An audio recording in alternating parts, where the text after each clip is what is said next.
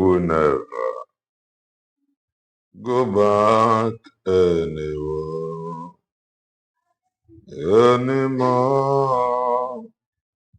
No, no, no, no. I said no.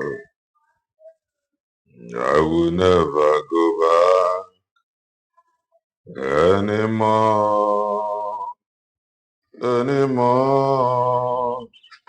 No, no, no way, no, no way, no, no way. I said no. I will never go back anymore. When I remember what the Lord has done, I will never go back anymore, anymore. When I remember what my Lord has done, I will never go back anymore, anymore. No, no, no, no. I said no. I will never go back anymore, anymore. No, no, no way, no, no way, no, no way. I said no. I will never go back anymore. When I remember what the Lord has done, I will never go back anymore, anymore. When I remember what my Lord has done, I will never go back anymore, anymore. No, no, no, no. I said no. I will never go back anymore, anymore. No, no, no way, no, no way, no, no way. I said no. I will never go back anymore. Biko gọzienụ m onye ngọzi. Biko gọzienụ m onye ngọzi. Biko gọzie m onye ngọzi. Daddy gọzibe n'anyị onye ngọzi. Daddy gọzibe n'anyị onye ngọzi. Jehova gọzibe n'anyị onye ngọzi. Chukwu gọzienụ m.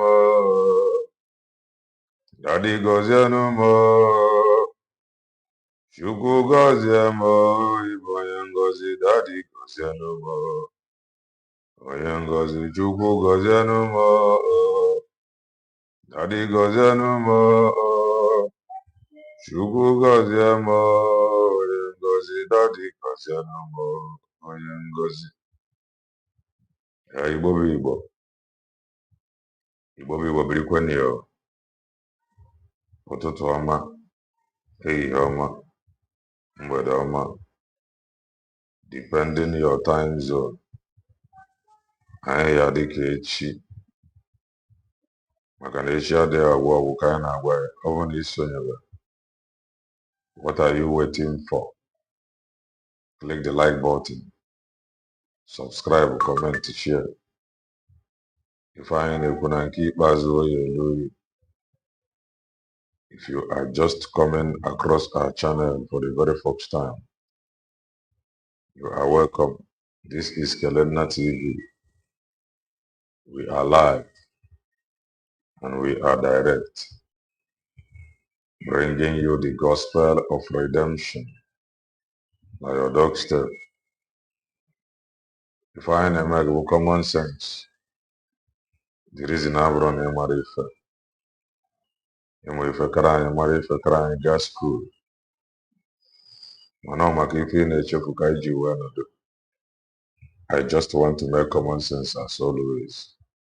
Aga m abụba kene ya si ya omena eze na-achị eze n'igwe omena. Aga m abụba n'oke n'ebe ya si ya omena. Chi anyị bụ ọgaranya ngadanga omena. Aga m abụba n'oke n'ebe ya si ya omena. Chi anyị bụ chi na-eme mma omena. Aga m abụba n'oke n'ebe ya si ya omena. Chukwu lụrụ ihe bịara ilo m omena. Aga m abụba n'oke n'ebe ya si ya omena. Chi anyị lụrụ egbelu mgbọ omena. Aga m abụba n'oke n'ebe ya si ya omena. Chi anyị na-ehicha ya mmiri omela. Machi gakwa abụba kenebe ya si ya omena.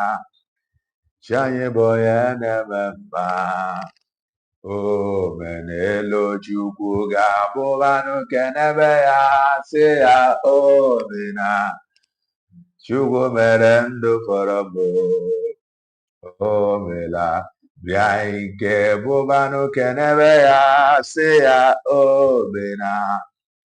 Chi anyị lụrụ egbelu mgbọ omena. Chukwu nyere ịbụba n'oke n'ebe ya sikwa ya omena. Chi anyị mere ihe siri ike dị mfe omena. Iwu nne ịbụba n'oke n'ebe ya sikwa ya omena. Chi anyị na-eme ihe dị mma omena. Daalụ n'ụtụtụ ọma, ehihie ọma, mgbede ọma.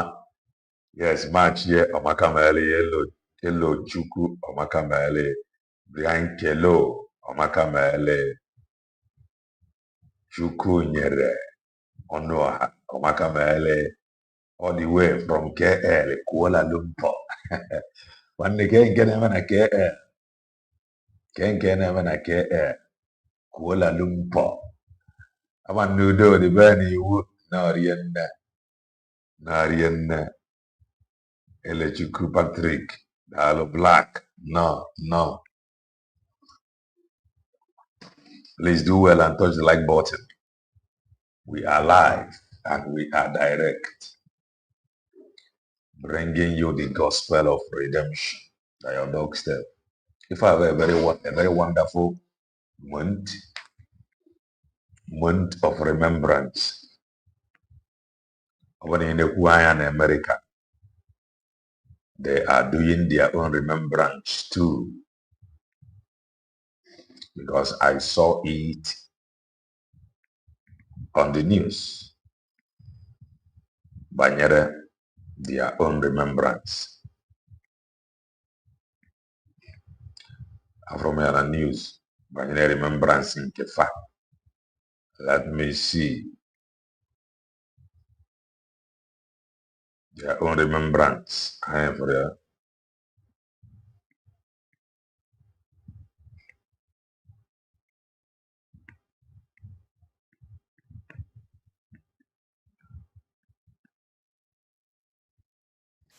If I have their own Memorial Day, Kaina Father Kosikwa.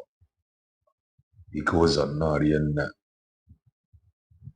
Omakamele. And I make their own Remembrance Day.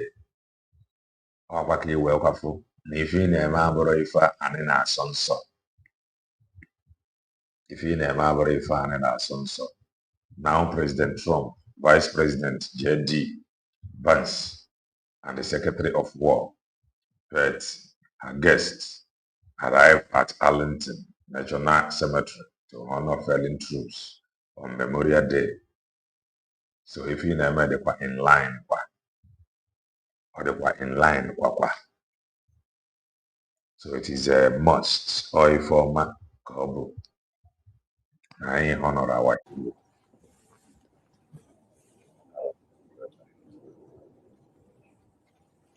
Please do well and touch the like button. However,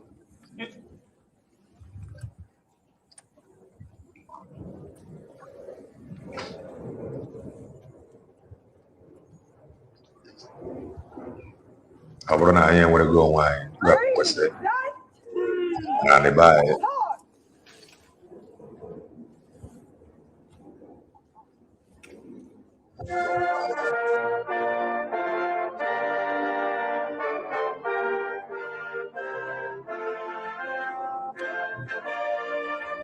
ọ ntu a ka esi eme ya ntu a ka esi eme ya ntu esi eme ya n'ụwa ka esi eme ya n'eluigwe ọ ka ọ kwesịrị ịdị ihedego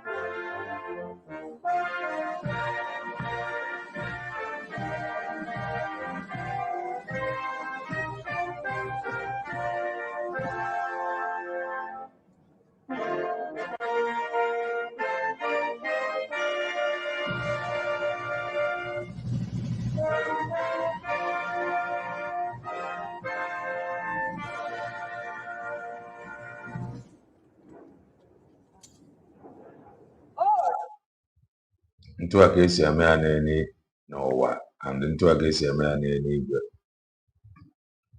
fa na-echeta their own heroes ha na-echeta their own heroes ọ bụ ife ọjọọ ma icheta nke anyị our own ọkwa nwere ndị sị gị go back to your root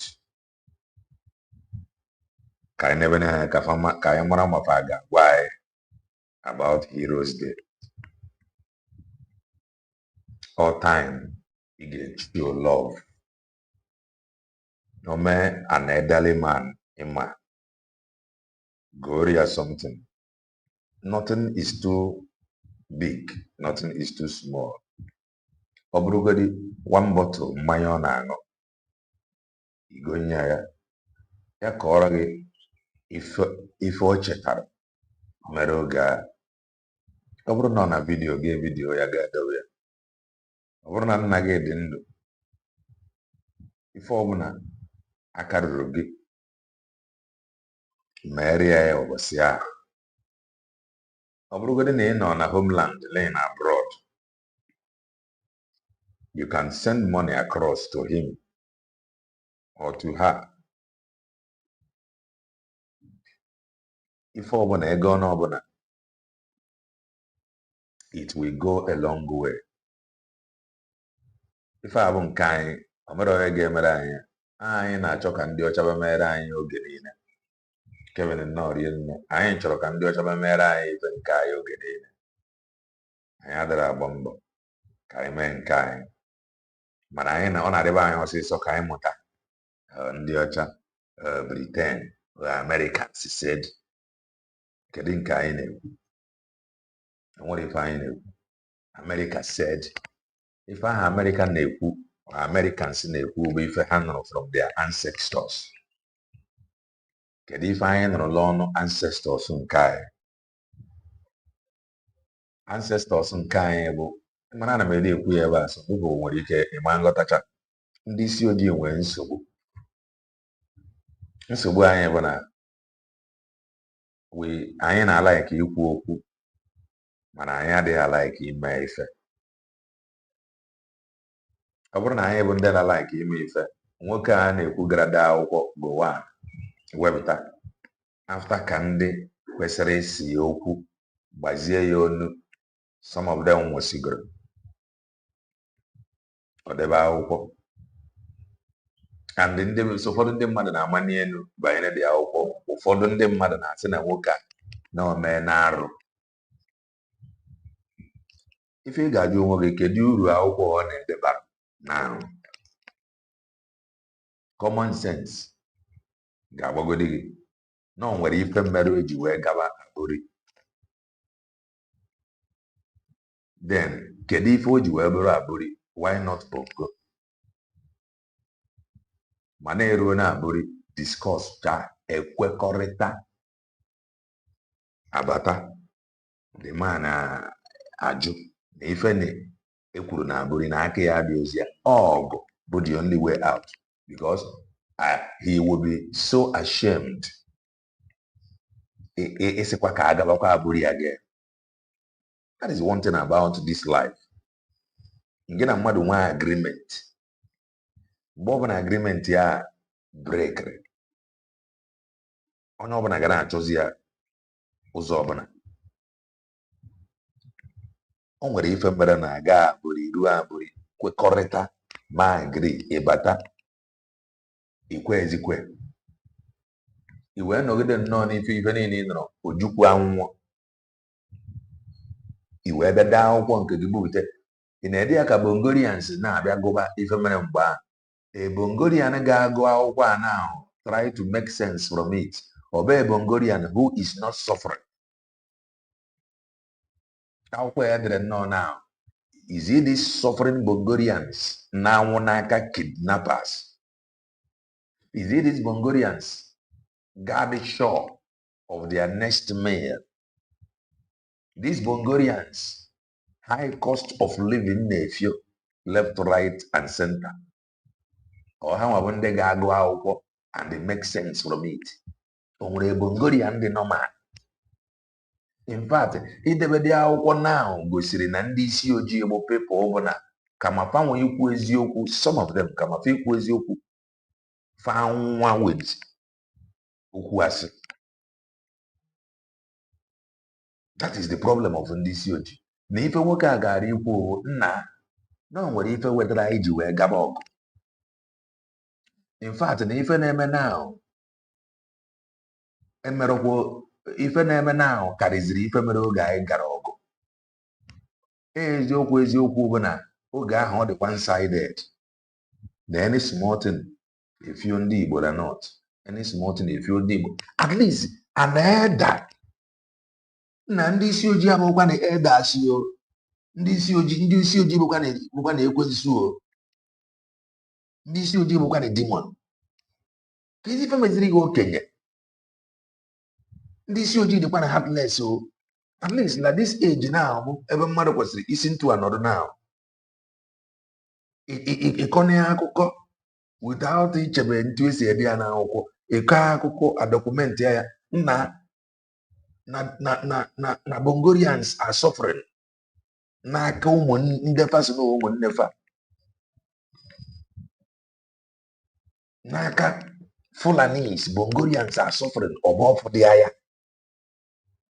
O wee bụrụ na ọ bụ ịdị na-ede akwụkwọ ife mere oge ọgụ. Ha ihe na-eme na ahụ ka ndị ga-ede akwụkwọ ya kee mbọ any of them na-agba to make sure na ife na-eme na anyị mere. Ọ bụ this man amara now na ikewa obodo ekewa ga solve this problem of insecurity.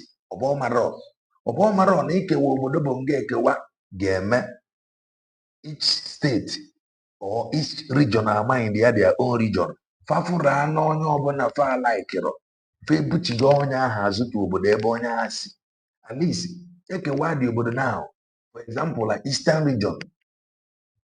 Ka nsigodi ntụghachi ya ka idebegodi Biafra by the side. Like Eastern region now, o nwere ka ị ga-esi gaa nọ official nọ ifu onye ugwu, gọọmenti Eastern region ejide onye ugwu a ti ya n'ụgbọ ozugbo bụ n'anya ugwu ebe o si.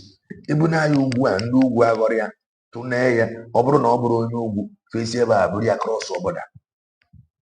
That is the only way to solve this problem. Ọ bụ ọmadị anọ ntu a ka eji da solve ya. Ke mbọ ọ na-agba solve this problem that is dealing with us all. ọ bụrụ ide akwụkwọ ife mere kemgbe mgbe bụ na ọnwa eziwanye ga-asị ya mana he is suffering now. He cannot sleep with his two eyes closed. What is he doing to fix the present mess? Bongorians nọ n'ime ya. Nothing. This we don't solve problem. This is our problem. We don't solve problem. Ndị ọcha ife ndị wee like ya ha bụ na ha na-solve problem. Ya ka ndị wee like ya ndị ọcha. And the mentality of not solving problem bụ problem anyị nwa bụ ndị isi ojii nwere. Mba anyị na-agba n'isi onwe anyị n'isi anyị bukọọ ya ọnụ gbaa mba collectively be anyị ga-adị mma. Mana anyị belivere ịgba mbọ n'isi that has been our problem. Ọ pụtara ebe ịkọwara anyị ihe mere oge ọgụ. O nwere ọgụ karịrị ọgụ ala nọ na anyị mara na oge a na-enwere blockade na ọtụtụ ndị mmadụ nwụrụ out of hunger and starvation. A forced children ịga ọgụ. Anyị mana ịmakwa ọgụ nke na-anọ na every village the same people, they are ravaging villages. There is this fear everywhere n'obodo bụ there is this fear of the unknown. Na ị mara ife ga-eme the next minute.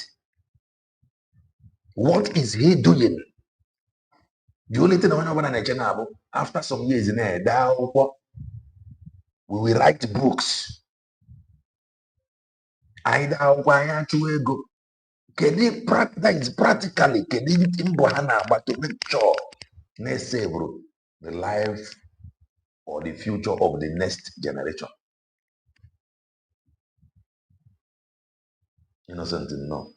Kedu mbọ fa na-agba ka ma epụtasị na anyị alụrụ ọgụ a both sides regret ya. Akwụkwọ ọ na-ede na ọ bụrụ ya ha kwuru no victor no vanquish. Ọ pụtara na anyị ama na-emeriri anyị emeri. Ọ pụtara na anyị ama na onye nwere 2 million na-enyere 20 pounds. Ọ pụtara na anyị amara akwụkwọ ọ na-ede na akwụkwọ ọ na-ede na nwetara some people ji react somehow. Ọ pụtara na anyị amara ọ na-inwe 10 million enye gị 20 pounds.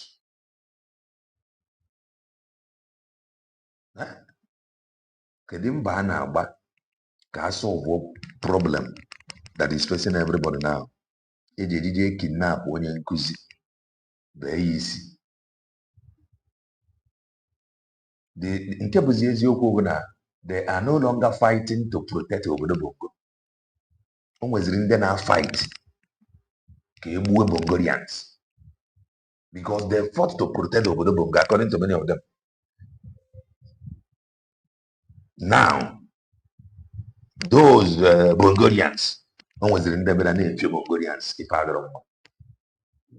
Ka ma ikwu okwu nke anyị ihe na-eme ebe ide akwụkwọ ka anyị jegoro akwụkwọ ka anyị gụba akwụkwọ.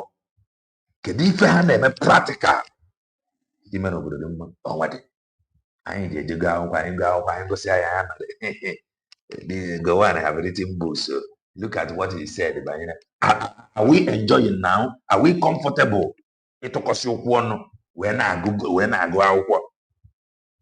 Ọ bụrụ ya ndị brain ha chịkọrọ ọnụ gara ejegoro akwụkwọ na-agụ are we okay to the point of ịgụrụ akwụkwọ na-agụ? Onye ga-eriwe nne Igbo onye ga-agụ akwụkwọ ọ gụchanya akwụkwọ ahụ kedu ife ọ ga-eme ya implement? Fada agụọ na-agụ ga-ama ma ife ọ ga-enye his children bụ onye ga-eji igoro akwụkwọ pụta tụkwasị ụkwụ ọnụ na-agụ. Ndị isi ojii we should begin to do. We should stop talking and be doing. We should stop talking and be doing. Ọ ya wetara Ojukwu ji were kpọpụ fa because he want to do. He want to solve problem. Ya ka o ji wee sị maka anyị gaa na obodo ọzọ ga-abụ obodo anyị. Eruo ebe a gasị abata anụ ọgụ gbuo ọtụtụ ndị mmadụ. The man akwụọ nkịtị for many years. This old age o kwesịrị ka ọ dị na rekọdụ nna ọ dị na vidiyo na ya kwuru nna sikerie obodo a Academic school, mana, the only way to solve this present problem now, as a traveler, as na travel is part of education. The only way to solve this present trouble going on now, be peacefully. That is the only way to solve this problem. O nwere ndị nọ n'ọfịa ndị Yoruba, dealing with them, na-egbufa fa nọ n'ọfịa na Yoruba land na-egbufa. Kedu ntu ndị Yoruba ga-esi were gee confront ndị a nọ n'ọfịa fa? The only way eji eji confront fa bụ ma ọ bụrụ na ekewa ife Oduduwa na fa chọọ wee focus ọra rụọ ọfịa fa. Mgbe fa focus rụọ ọfịa fa, nọ ebe a nọ night vigil n'ọfịa fa, na-esi the whole village na-esi ndị na-ebute. Give me a second.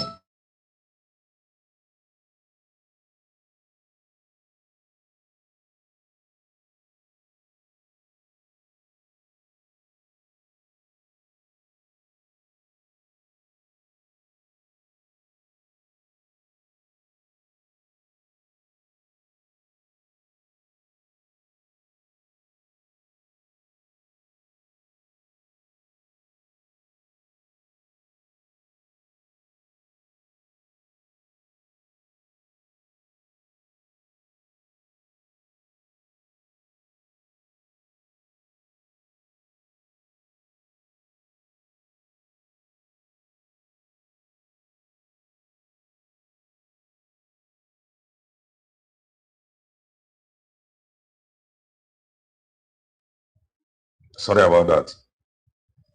So the only way a ga-eji ndị Yoruba ga-esi gaa achụ ndị anọ n'ọfịa fa, Elvis nnọọ nne, breakthrough no. The only way ndị Yoruba ga-esi gaa achụ ndị anọ n'ọfịa fa na-egbu ndị be fa bụ na-ekewara obodo bụ nga ekewa. Ha odozie fa anya na onye ọbụla fafụrụ n'ime ọfịa fa bụ foreigner. By then, fa ga-enwezi ikikere ịba n'ime ọfịa si onye ọbụla nọ ebe a waa. Ọ bụrụ na n'ime ọfịa siere fa ike ịba aba, all obodo fa agbakọta kwechiri n'ime ọfịa, make it uncomfortable for them until they nwee access to ime ọfịa. Onwe ndị ọbụla afụrụ ebe a bụ ndị bịara abịa, ejide fa, nenesia fa, ọ bụ na fa bụ ndị ugwu, apakeji efa ha ndị ahụ obato ndị ugwu agọlụ ndị a, if they are sincere want to solve this problem, ndị ugwu ghọrọ ndị ahụ ozugbo atụ n'efa. Ọ bụrụ na fa bụrụ indigenous ndị ugwu ebe a, efolife ozugbo cross ọfa border, ndị nke ahụ agọlụ fa. Ntụ a ka eji etinye emegide repatriate chandia to their country, ha enwee peace na befa.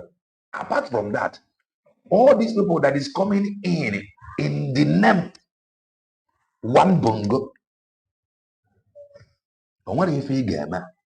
under that name, they are all coming under this name, and they are protected under this name. This thing before no one question may discuss. If I agree, no, if I before no one question may discuss. The only reason why in the nation the Yoruba the were not the more they are only coming in under this name. Bongo. Obrona ekewaya now. They cannot be in the forest of Oduduwa land. Who bring them in? On the ndi no na ni ba yin e fun di ba yin no di mo fe e fun di ba yin. Bụ foreigners. Rapụ kene na anyị ma na ndị be anyị nwere ndị dị ọjọọ, mana ọ nwere foreigners nọ n'ime ọfịa be anyị na-efio ndị be anyị. And they only come in under this name obodo bongo. If I be for onye ọbụla bụ elder kwesịrị ịdị na-discuss, the only way to solve this bongo problem is not by Obi. Easy way? No, likewise, no. It's not by Obi becoming president. It is not. The only way to solve this problem bụ iwepụta obodo a gburie ya. Are we not seeing it? Ndị isi ojii, we don't solve problem. That is our problem. We don't solve problem, we only talk. That is why anyị ji agba gị focus na nwere onwe. That is why anyị ji agba gị anybody ọbụla efu na-ekwu okwu ọdịnala omenala. I find it difficult to listen to them now because the most important thing that matters now bụ preservation nke ndụ. Kedu ife anyị ga-eme ka anyị dị ndụ ebe a ka onye ọbụla ọ bụrụ onye dị nwa ndụ na-eje ụka, ọ bụrụ onye dị ndụ na-eme omenala ndụ ka akụ, ọ bụrụ onye dị ndụ na practice tradition. Kedu ife anyị ga-eme ka anyị preserve ndụ anyị? Ife a bụ the only thing that will matter to us now. Everybody. Ife a bụ ife a ga na-discuss nna ka ife anyị ga-eme. O nwere ndị nọ n'ime ọfịa na n'ebe anyị ife mere ha ji wee nọrọ ebe a bụ na fa batara under we are one bongo. Ife a bụ simple thing. Ha nọ everywhere. Ha nọ everywhere. Everybody is like an accident waiting to happen. Everybody is already a victim. In fact, for the part of Bongolian, you are a victim. The only thing the reality of the victim happened there. So you are just a potential victim. Definitely it will happen to you. So you are already trapped as a Bongolian. And in abroad, many of them they are equally trapped. These things be people that don't like talking. Let us begin to do. Let us stop talking. So when we talk too much. And we have not achieved anything. If I we are formidable, whereas we are not. This is where I have problem with IPOB for deceiving the buyer for many years. The buyer now for nothing.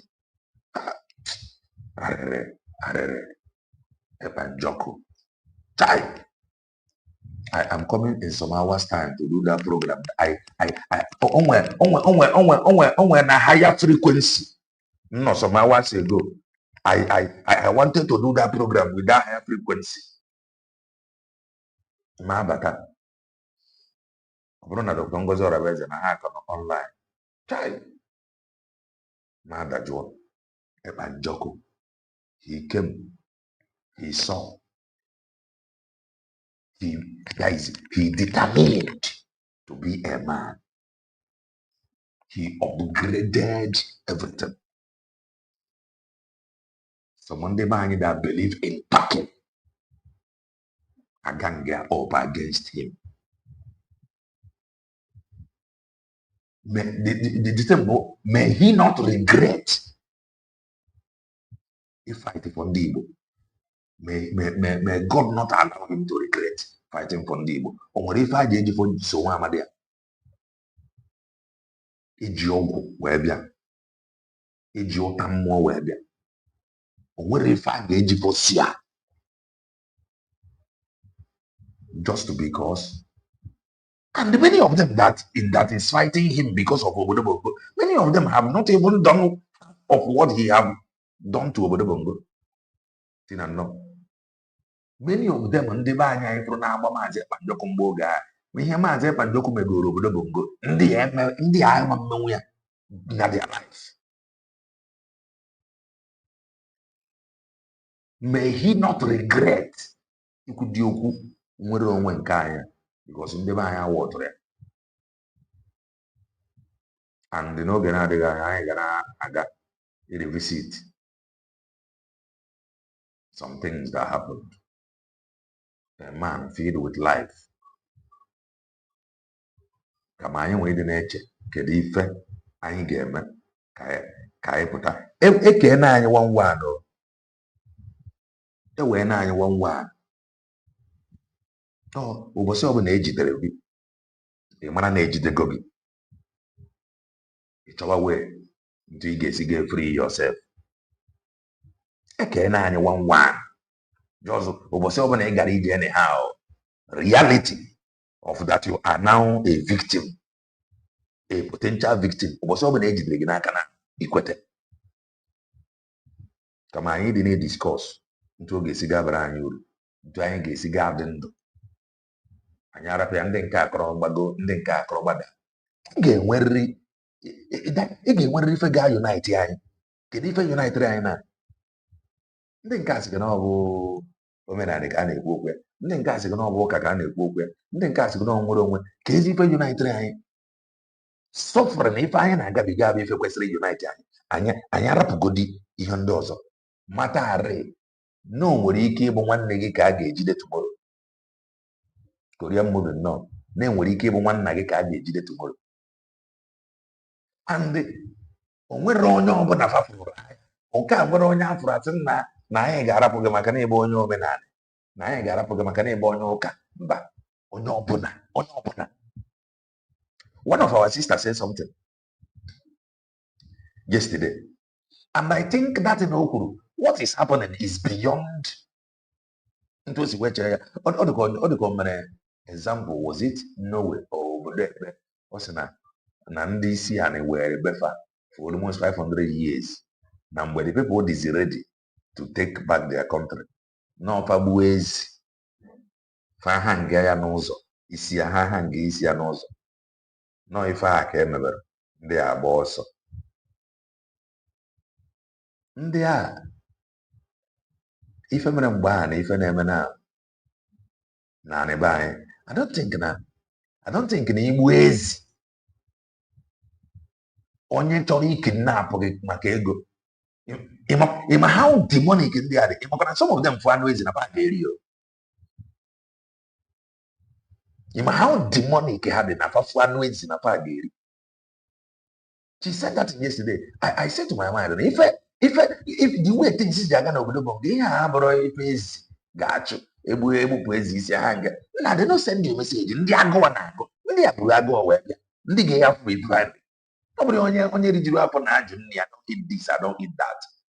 Ndị a bụrụ agụọ wee bata igbugodi ezi debe nwanne fa nwere ike rie dị ezi to show you that they are determined. People chọrọ iteke your land ka ị na-ekwu okwu ezi. A na-ekwu okwu Islam. Okpukperechi a bụ ife ha ji wee kọba onwe ha. Ndị anyị na-anya dị brutal, ndị a dị demonic, ndị a bụ ekwensu. Okpukperechi anyị tụrụ a na-eme alawa akụbarụ ka ogene ife a bụ just cover up. I am telling you, maka ọ bụrụ na ọ all about okpukperechi fe ekwesịghị ịdị na-efiokwa the same people bụkwa the same faith with them.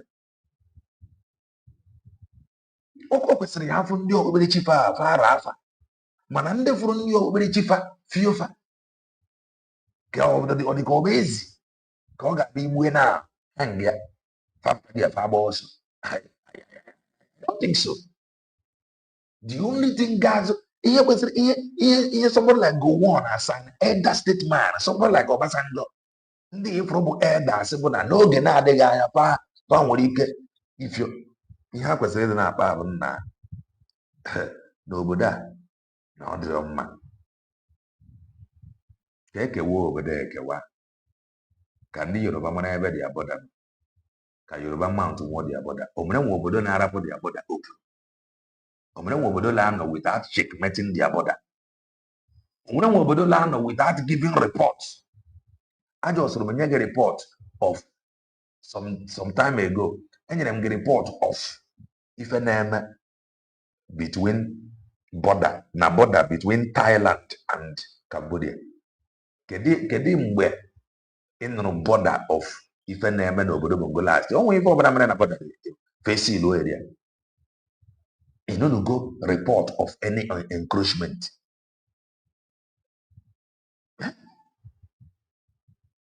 Mana obodo ndị ọzọ ị ga na-anụ report of ihe na-eme na border. Mana nke be anyị ise n'ụlọ ịmanụ ya. Kedu obodo na-ahapụ bịa border open? Foreigners are na-abata. In the name, they are coming in and they are from side ebe ndị ugwu ga-asị abata. Onye ọbụla anọdụ among us enwee ndị anyị mara ị na-enwere ndị be anyị. It is normal. Anyị mara enwere ndị be anyị na-arụ ọrụ ọjọọ, mana ị ga-ejizi ewere dina ya na o nwere ndị bịara abịa na-arụ ọrụ ọjọọ na ndị be anyị. What are you not telling me? James said no. Let us listen to Harrison again. he is still explaining to ndị be anyị ka anyị mata na o nwere ndị bịara abịa akafa dị n'ife ọjọọ na-eme na ndị be anyị mana enwere ụmụnne anyị the reason best known to them fa ji put this narrative na ife a na-eme na ndị be anyị na ndị bịara abịa na ndị be anyị listen.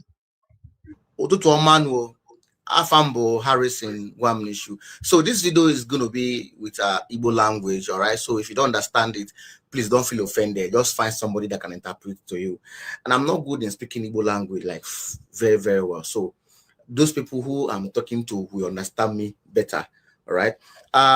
Especially people from the Southeast region, Imo State particular, Imo State. Last week, I'm in Imo State, you know, and in that process, with support from military, local vigilante, homeland security, I rescue 3 kidnapped people, victims. Here. So, India, Abolofa. O wepụta gị ya n'Igbo na ị ga-anụkwa the same thing anyị na-ekwuwe ya mgbe niile. Ị ga-anụkwa ya n'ọnụ ya. Please do well and like the program, please. If you haven't done that, touch the like button. The same thing anyị na-ekwukwa ebe a mgbe niile. Ị ga-anụkwa ya n'ọnụ ya ka o kwuru ya. From their community. This man can for like almost 1 weekend or not with them. Then this other man now, from video yesterday online, this other man, Mr. Onyema, is a lecturer at Imo State University. Mr. Onyema, a lecturer at Imo State University.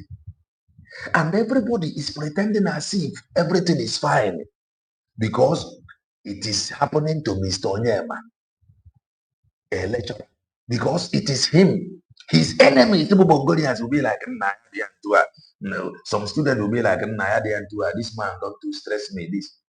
You are rejoicing because it is Mr. Onyema today. Your tongue. As you are busy shouting, even in the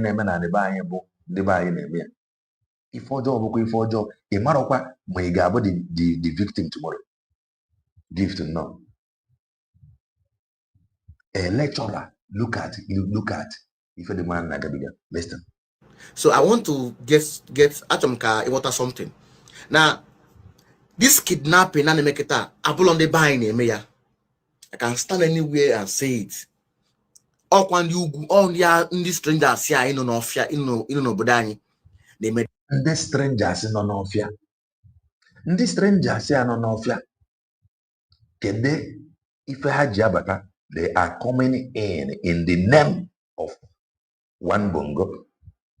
Nobody is checkmating them.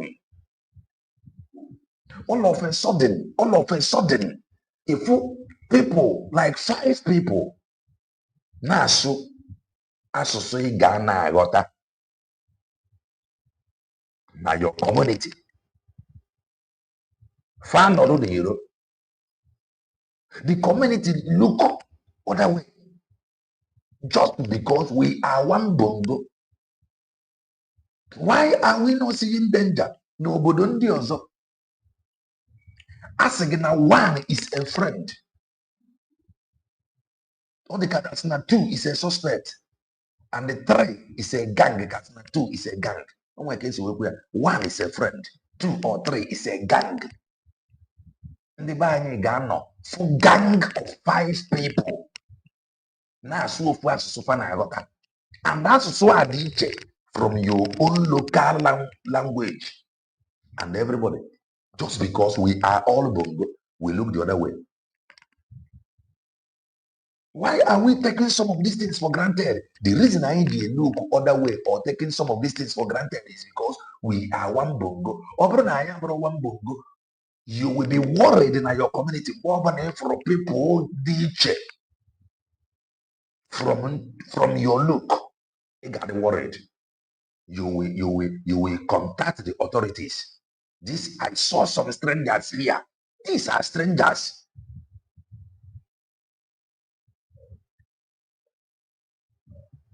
These are strangers. And it is normal. Every stranger in every community must be checkmated.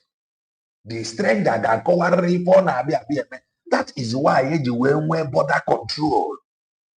Before pụọ echeck ya gị. If you will just arrive, you will encounter immigration border. They go examine you. Who are you? Where are you coming from? What are you coming here to do? Mana our own, anyị nefere ya anya. Nke a bụ nke na-ahapụ na border. N'obodo ndị ọzọ, nneke na-ebe onye isi ojii gaa n'ụzọ, ị nwere ike gakọta onye uwe ojii ya paakị ya moto kpọọ gị sị gị bịa. The reason why o ji wekpọ gị bụ na ọ na-ene anya na ịdị iche. He is worried. Let me ask this one. Kedu ife ọ na-arụ n'ime obodo? O nwere ka ihe esi gakọta onye uwe ojii ya paakị ya ụgbọ kpọọ gị sị gị bịa. Ka ịgbabazi ihe ọsọ chụba gị, ọ kpọọ gị sị gị bịa. Ọ sụara gị asụsụ obodo. Ọ bụla ịdị ya anụ ya, akpọrọgodi gị ejedebe gị somewhere, ewere chọọ onye na-asụ ị na-asụ. Ị ga-akọwarịrị ife ịbara ibe ime. Ọ ya ka English ji wee ga-abụ na ịdịka more intelligent. English is just a business language. At least ọ kwesịrị. Some obodo sef, they don't even send you message. Eke obodo tụọ gị down, sụara gị obodo, ọ bụ na ịdị ya agụta obodo ejide ya.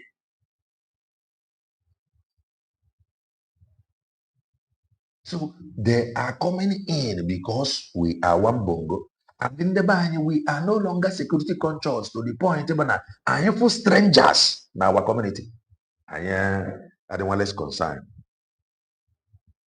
As if we are one people. Before money for them, a bit of group, why everywhere. Every foreigner get say back.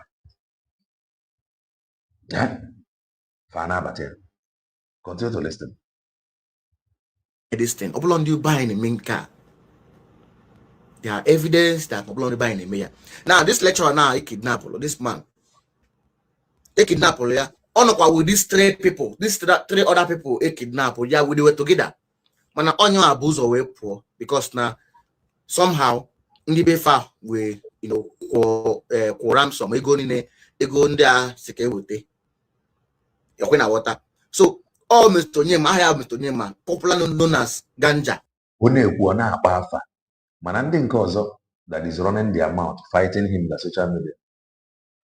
And when we have Borogata,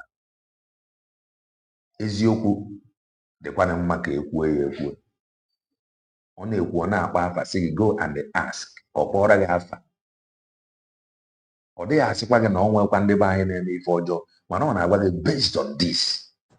Or physics lecturer, on Akuzi physics practical, now Imo State University. So if you want to verify, Gajoya, Sia, Ndia Apologina, Kena Bamotogi, on the bay. And the age they are not even hidden or give quantum to this you did. They jifa na ransom and they release it, they are not hidden. You can actually approach them. You can verify from them. But no, all these people that is accusing this man now, they cannot go and ask the people AGAG. They can talk. They cannot go and ask them. Nandi Ajigika, Ndia Fabo, or in this no Dibo, Kakawarang, but I got on asking a Harrison Bo. Then we had the Harrison, and they go touch them. Okay, let me read this. And they go touch them. The current kidnapping and the killings in some communities in Imo State, especially Awa, Ejeme Kuru, Amakoya. Hey, ihe abụkwa a na-akpọkwa afa ọ dịghị ka ọ bụ ime village o afa anyị fụrụ a na-akpọ ihe abụkwa city o ife abụkwa city o Amakohia Ejebe Ekwuru all this thing adị ọkwa abụọkwa ime ebe enwekwara ime ọfịa like that o na-ege ntị ndị ebe ọbụla ndị be anyị ọ ndị ugwu. So this is evidence that Nandi Anogo Burunu, Anogo na these communities now, they terrorize. They have been terrorizing since last year. Later, I sending them from Amako Ubi. Last last year sendere ya letter lee need help ya because the people they worried, the people need help. Ọ iwere ya na-afụ ọ bụ na anyị gwa gị na all these NGOs nọ na ife ha ji wee nọdụ bụ that they are in business and n'obodo adịghịzi mma. Esendere ya letter Harrison come and help us, mana ebe kwesịrị isend letter bụ to ndị uwe ojii, and iruo na the communities ị ga-afụ ndị uwe ojii. Ndị uwe ojii ịma na their job is to protect life and properties. Esendewuru of a letter akpọnwụrụ ndị uwe ojii mana ejeziri kpọba Harrison. Ife a gosiri gị bụ na it is finished. Sunday Chima no it is finished. Mana some ndị be anyị adịghị aghọta ya ntu a. Iruo n'obodo bụ ngo NGO bụ ndị nọ n'ọrụ ekewasigo obodo NGO and NGO.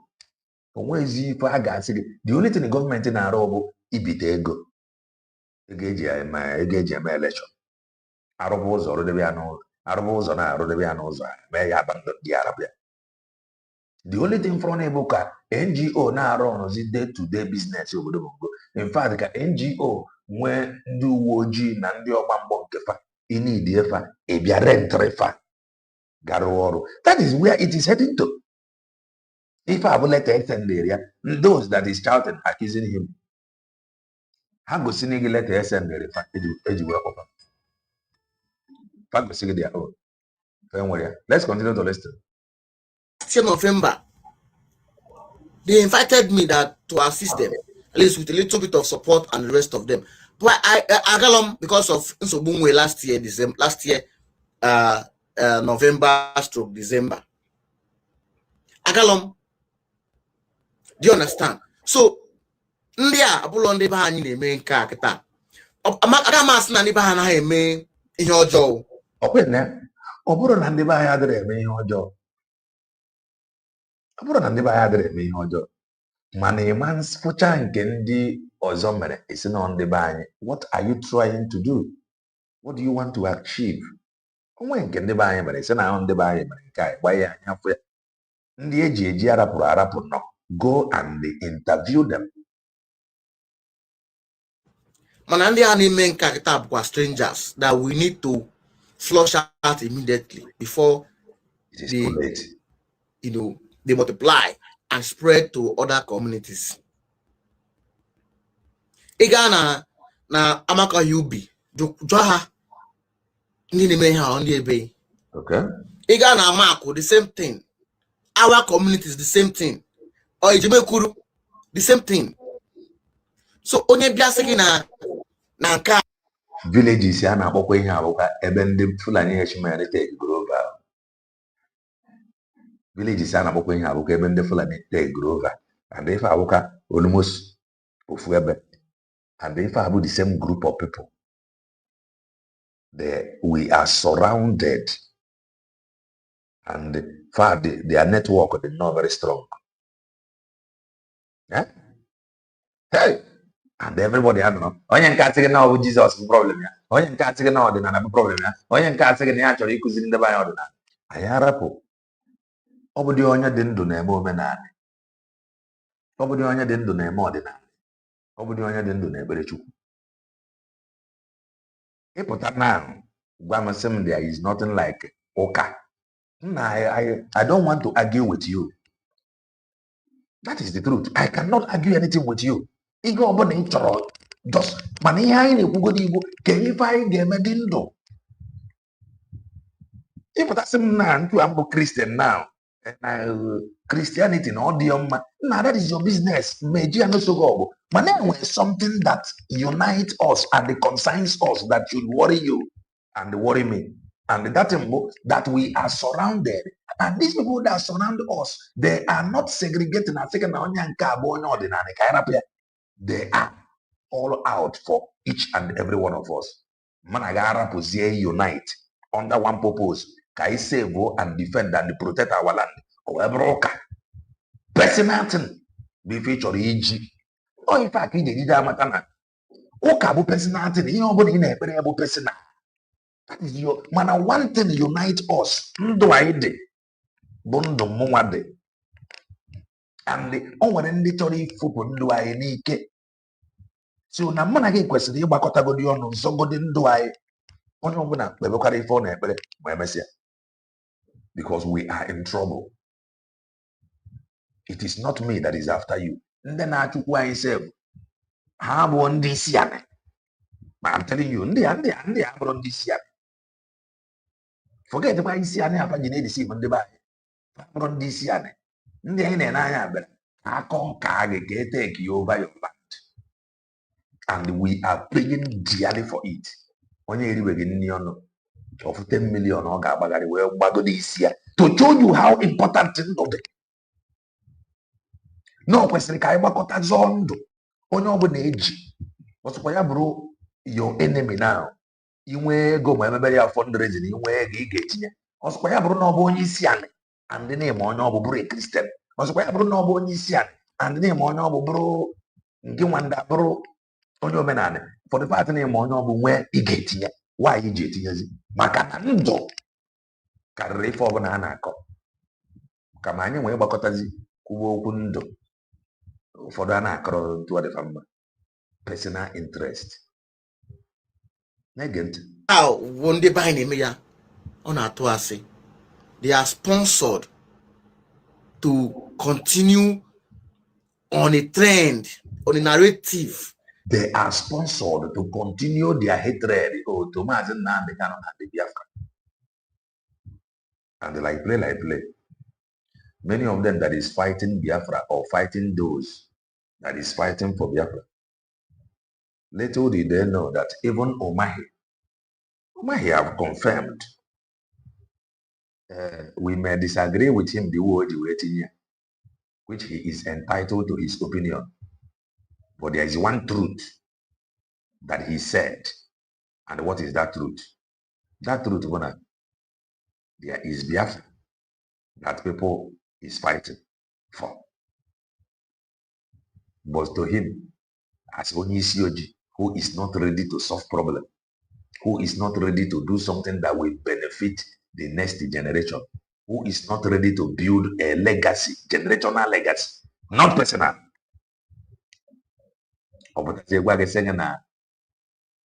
Jagaban is the Biafra. He is fighting. So he was fighting for Biafra.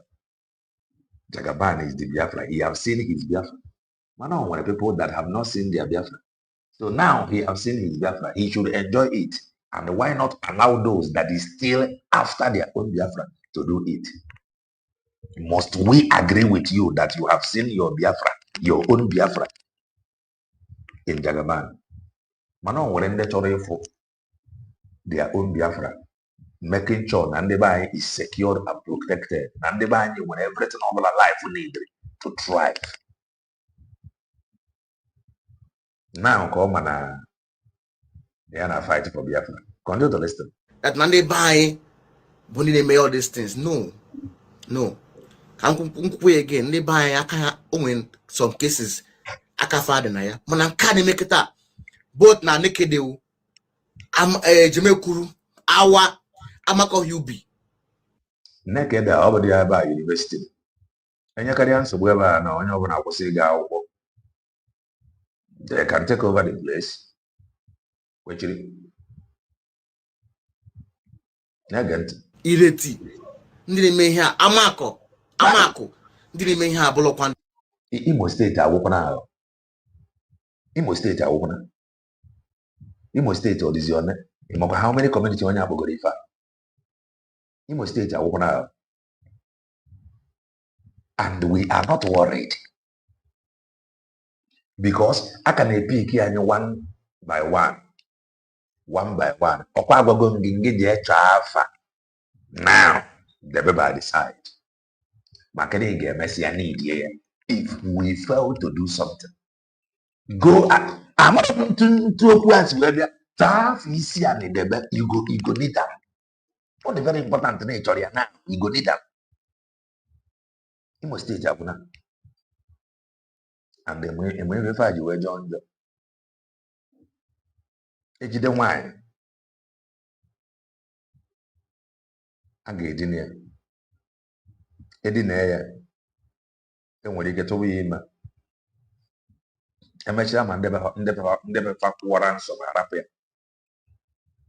ọ nakwuru di ya jụọ ya nwaanyị afọ a ọsị ya mbakwa na emetụ ya aka na ndị a adịghị eme ntụgha. The man will agree. The man ojikwana ego iji run test ojidi the money.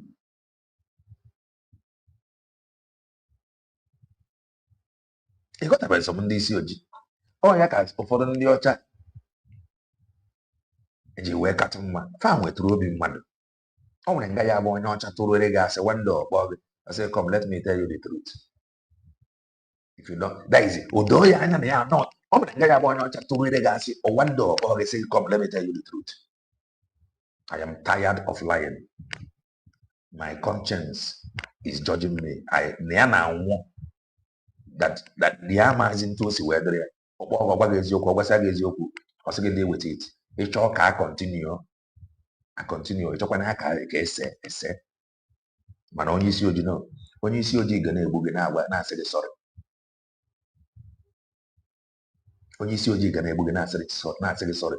Ọ ya wetara somebody nọsịrị ọgụ maka one bongo ga-ejupụta n'ahụ Bongorians are suffering na-ede akwụkwọ ka suffering Bongorians ga-agụba akwụkwọ gụba.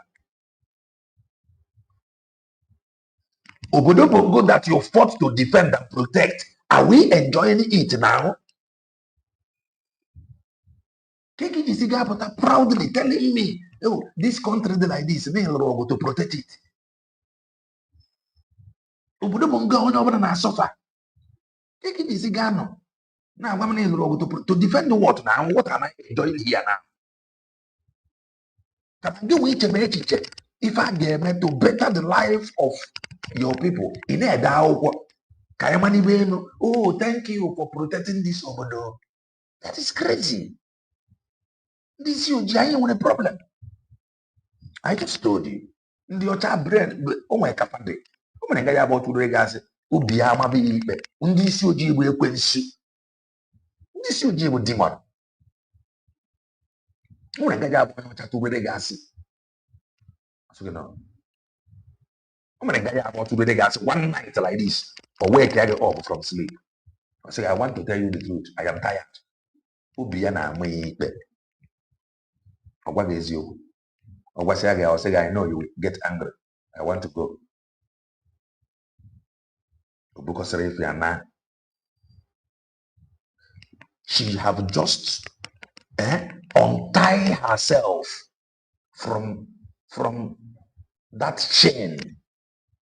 Ujiri aka ya nwa wee kudo onwe ya mana onye isi ojii ga-eji aka ya chain onwe ya chain soul ya chain generation ya buru that chain o chain onwe ya chain on generation buru ya nwa adọghị ya naanị.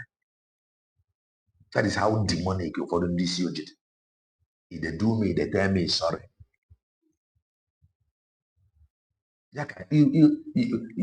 It is normal na ndị ọcha na befa dị mma fa nwee conscience. Ndị ọcha na plan for retirement. Ndị isi ojii adịghị plan. I can tell you, ndị isi ojii do not have home. Forget ebe anyị na-amagharị. We do not have home. If we are very much conscious of home, anyị ga-adị very very careful if anyị na-eme n'ụdị ndụ anyị na-ebi, because we must know na one day that we are going to retire. Now these are our communities. Ndị isi ojii we are not anyị believe ebe ọ bụla mmadụ nwụrụ ya nwụọ dị ya. Onye ọcha dị very very conscious of home ebe o si.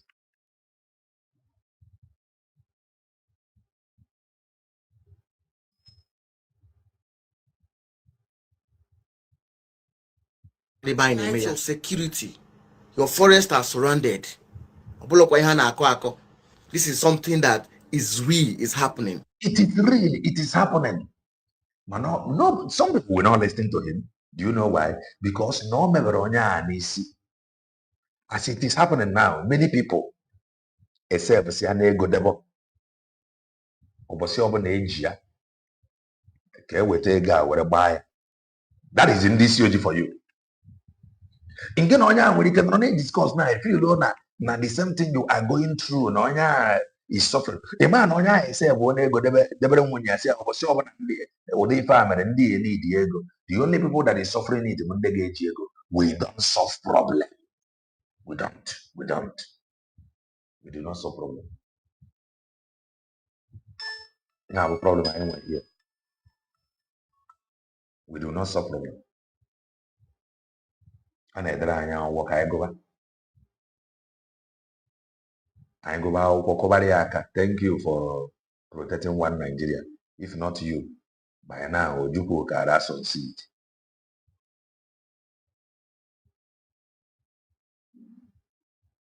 We are in trouble, and some people they are not seeing it as such. And nobody for them. We must buckle up and do the needful. Now, let us listen to this, our sister.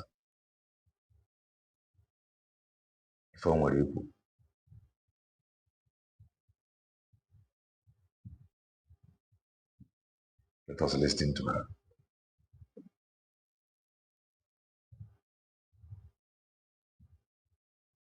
People are reacting, people are talking. We must. Samson, no, we must. Rap kene for na banyo oberechi. Zoban doai. Onye dị ndụ na-eme omenala. Onye dị ndụ na-ekpere Chukwu. Chukwu ekene gị. Mgbe ọbụla ụnụ pụta, ụnụ anaghị itinye ụnụ anaghị itinye ụka to test. Mana ọdịnala na ị na-achọ point ndị mmadụ to. You don't want to put it to test. Kedu mgbe ị na-agba? Ịpụta na gwa m si m na okpukperechi Kristian na ofelụọla m. Ị ga-eprezentere m nke ka mma. And nke a ka mma ga-abụ reality. And reality ya na bụ na anyị ga-adịrịrị ndụ. Ka anyị ga-esi chekwaa onwe anyị ka anyị ghara na-efi anyị. Mana ọ bụrụ na ọ bụ ndị nwee bịa Christianity now na-ekidnap ifo reality. Ka ị na-ekidnap Christian, ka ị na-ekidnap onye ọdịnala na omenala. The new trend now, ndị be anyị na-amajuzi China. Anyị like already made. Check it out. Ndị be anyị na-amaju China now. Anyị like the trend. Anyị like already made. China edebego dia okpukperechi far by the side. Build obodo for the very strong. Anyị na-amaju China. We are enjoying China. We cruise na their sky trains. We cruise na their speed trains. We cruise to their everything, their facilities, their everything. We like everything about China. Mana anyị na-afa dị ekpere ofuchi. Mana iruwe na China, ụka dị ya. Isi anị dị ya. Nwezie ndị believe na Chinese way of life. Anyị ama mmụta ụdị ife a. We love it. We do visit China. We don't think. Kedu ife ndị a mere we go travel ebe a? Anyị adịghị eche. Anyị like ntu a ịpụta ifo everywhere ka o mepere. Mana pụtazi na-egwezie ndị mmadụ na-aka ịgbakọ ọnụ chụbụ ya. Mba. Go to China, some companies ịla afụ. A na-adị 2, 3, 4 nwee those companies. Mana before agbakọta 2, 3, 4 nwee those companies. Government put a whole lot in place. Everybody is traveling to China now. Everybody is going to China. China is doing very, very well. You might go and find Chinese in Ibuba. The naked Bongolians alone, why go to Chinese in Ibuba? Can if I wanted to offer? If I know where the narco in you, narco, rubbish. Yeah. Let's listen to her. Hello, Nigerians. Nigeria is full of men writing books. Men. And writing their role. Men and writing books. If I pastor. men writing books. They are full of men writing books. And tomorrow, we cannot get now. Change one street name no nowhere. So they have Buhari way. Another government with that. All the that Buhari one. When you go change here to Juku Avenue. Yeah. I let you say no Michael Barak Square. Change it. And then change it. Yeah. N'obodo ọkwa dị eme onwere can we hold the government accountable? We the poor masses we collectively stand with one voice.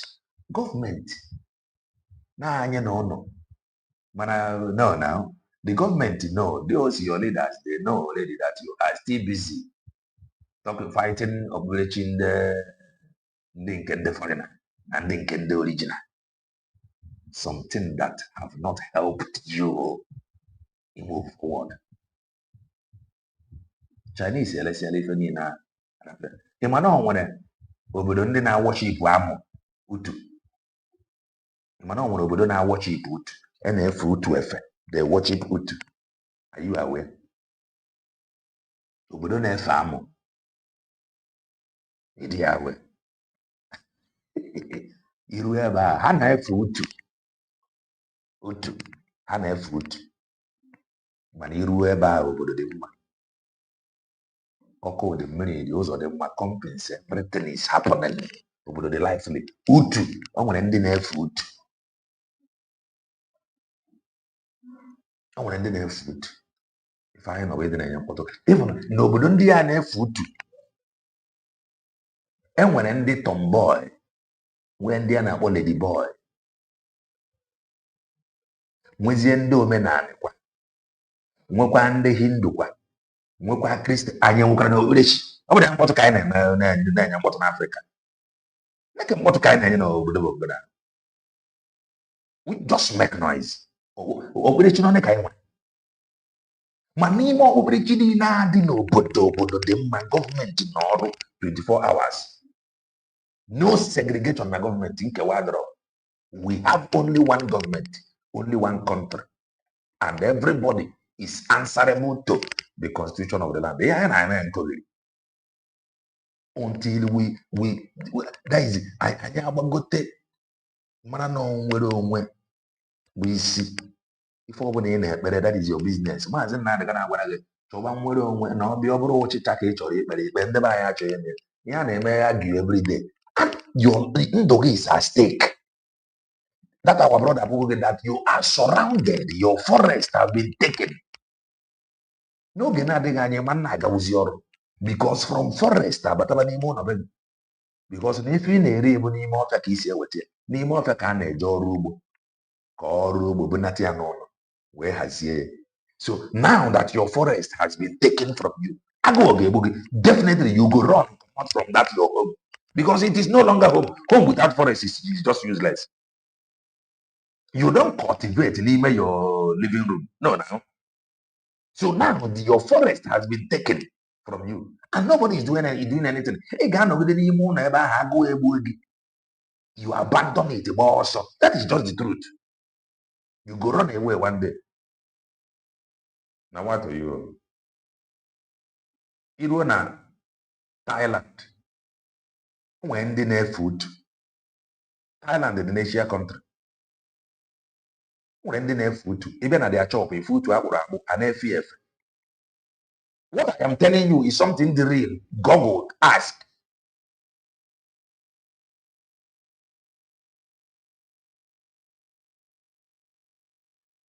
Even real. I don't all this like gangsters without. I am telling you, so when I talk, I am speaking from experience. We don't need all this distraction and confusion. We have only one life, and it is a must.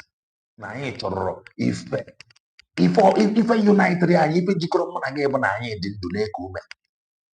Ọ bụrụ okpukperechi jikọrọ anyị. That common thing jikọrọ mụ na gị bụ na ịdị ndụ.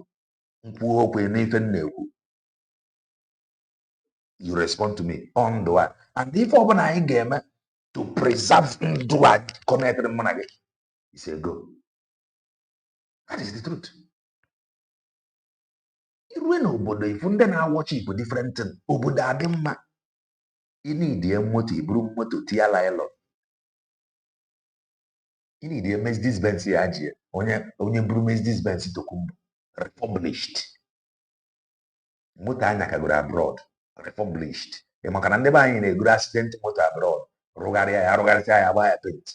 Ị mara go na penti ndị ọcha ịma nje compare penti mongo. Igoro accident moto abroad arụgharịsịa ya agbaghị na tia laịlọ. Igoro ya n'obodo bongo ị na-agba.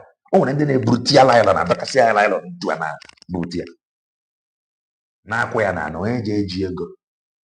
The only thing bụ na ọ na-arụ ọrụ kredit ya dị mma. Ihe anyị nọ wee na-adara gị something ga-enwe isi. Something ga-enwe isi. Something that cannot save us. The only thing that will save us is us. Anyị nọ na-adara gị Donald Trump a na-agba anyị na constitution anyị adịghị mma. Ndị na-ede akwụkwọ na-ede akwụkwọ ka ịgụba akwụkwọ. Donald Trump ndị a na-abịa ịzọpụta anyị na-agba gị na constitution gị adịrọ mma. Na-edere anyị n'isi ụka. Ọ bụrụ ya ndị rijuru afọ na-agụ akwụkwọ. And that's lying to their children.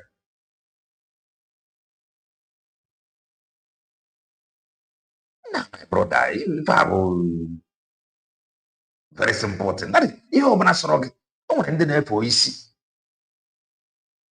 O nwere ndị na-awọchi Igbo isi. Ị jụọ ya ka ife o ji awọchi Igbo isi. Ọ sị gị na ya nọ na nrọ. Bịa n'oisi a. Oisi ya enye ya nọmba. Ya ewere dị nọmba gbaa lọtrị win onye ọwọchi Igbo isi. Ị na-agwa ya na Jizọs bụ onye Nazaret. Ọ sị gị nke kọrọ ihe abụọ. Ma Jizọs enyere ya aka. Ọ na-agba gị n'oisi a.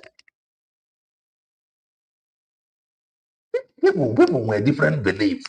That thing should not bother us. This is why more than mmadụ bụla na-akọ ife jana line to ife ga-azọ ndụ a. I know I don't take the person serious.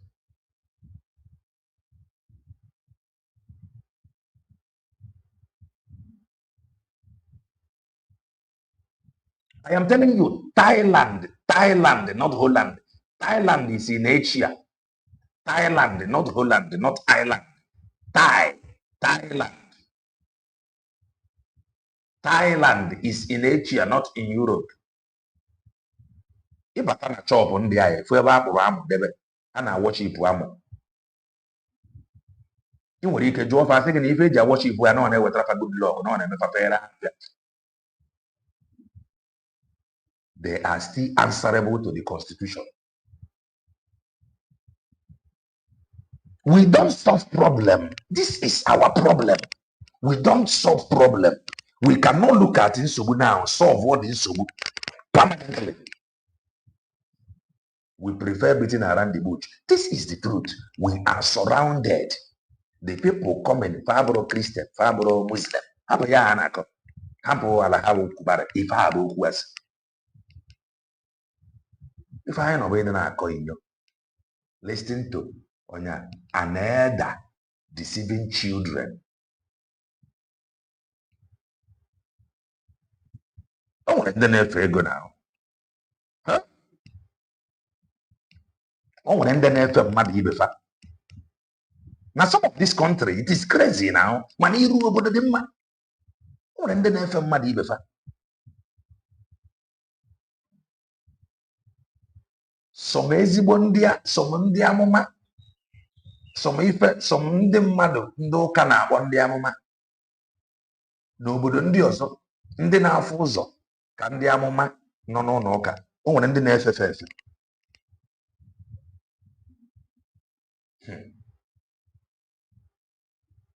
Listen to this, our sister.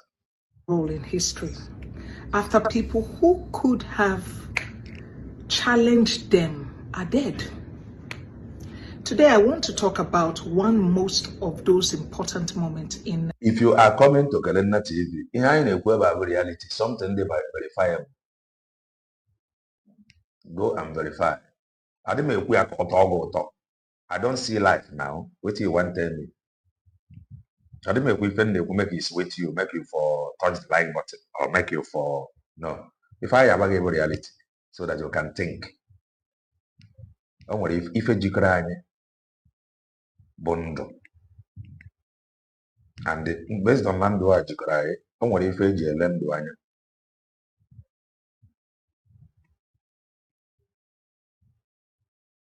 They carry their temple everywhere. Ntu a ka ọ dị ndị Chinese. Irugoro na Malaysia.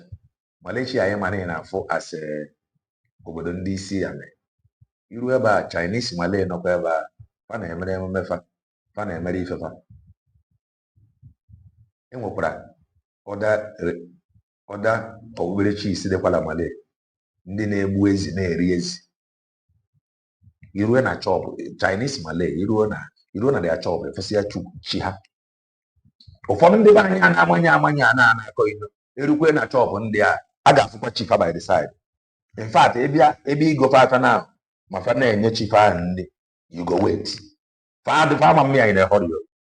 If you cannot wait, you na if you are na ebe igo fa afia fu ebe fa na-eme ife a, if you cannot wait, you go.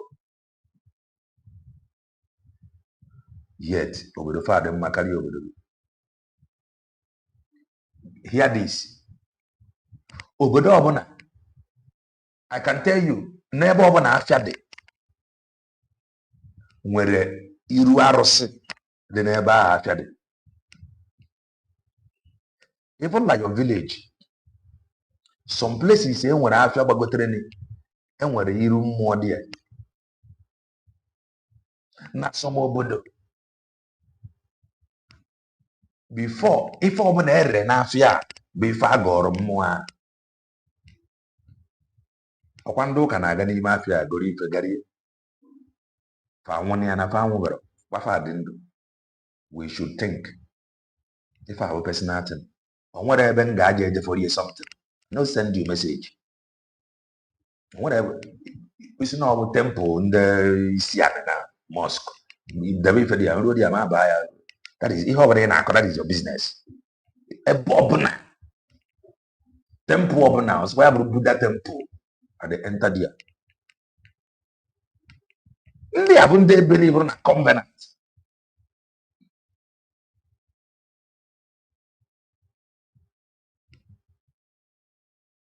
If I ever have nsogbu anyị nwere, if ọbụla, if how serious that they preach here, you will be like, nah, money with something that is dealing with us in a okwu nwere onwe.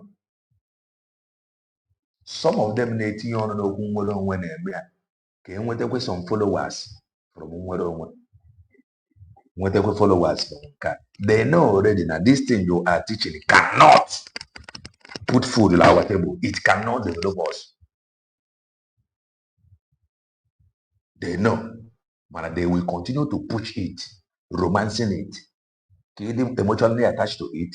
Kine wetego ya wetara one freedom fighter ga-eji pụta na agwa ndị mmadụ were ọjị were gịnị na ekpe ekpere na ime ya for some years na Biafra and they never it.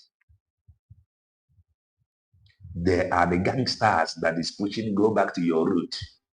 The highest going, those preaching go back to your root, but they be retractor. They were con. They sold it allegedly, but they are advocating that you go back to your root. Going back to your root, but let's listen to. Near nobody this you for either. Knowing fully well that his children is suffering, he will rather die with the truth. In Eziokwu that could have saved generation. Onwe near with Eziokwu. Man, I'm your charger on to her. Look at ihe nwoke aka na-akọ ọgwụ agụrụ kemgbe ọ na-ede akwụkwọ ka ije gụba na akwụkwọ. Ọ bụrụ onye dị comfortable na agụ akwụkwọ. He will be like now whites. They are reading books. A Bongorian from Africa got for a new want to equally read books. Imagine. A white is releasing books. A typical Bongorian government they release books. Imagine Robin Choda and they release books. Anyị kwesịrị idepend na practical na releasing book.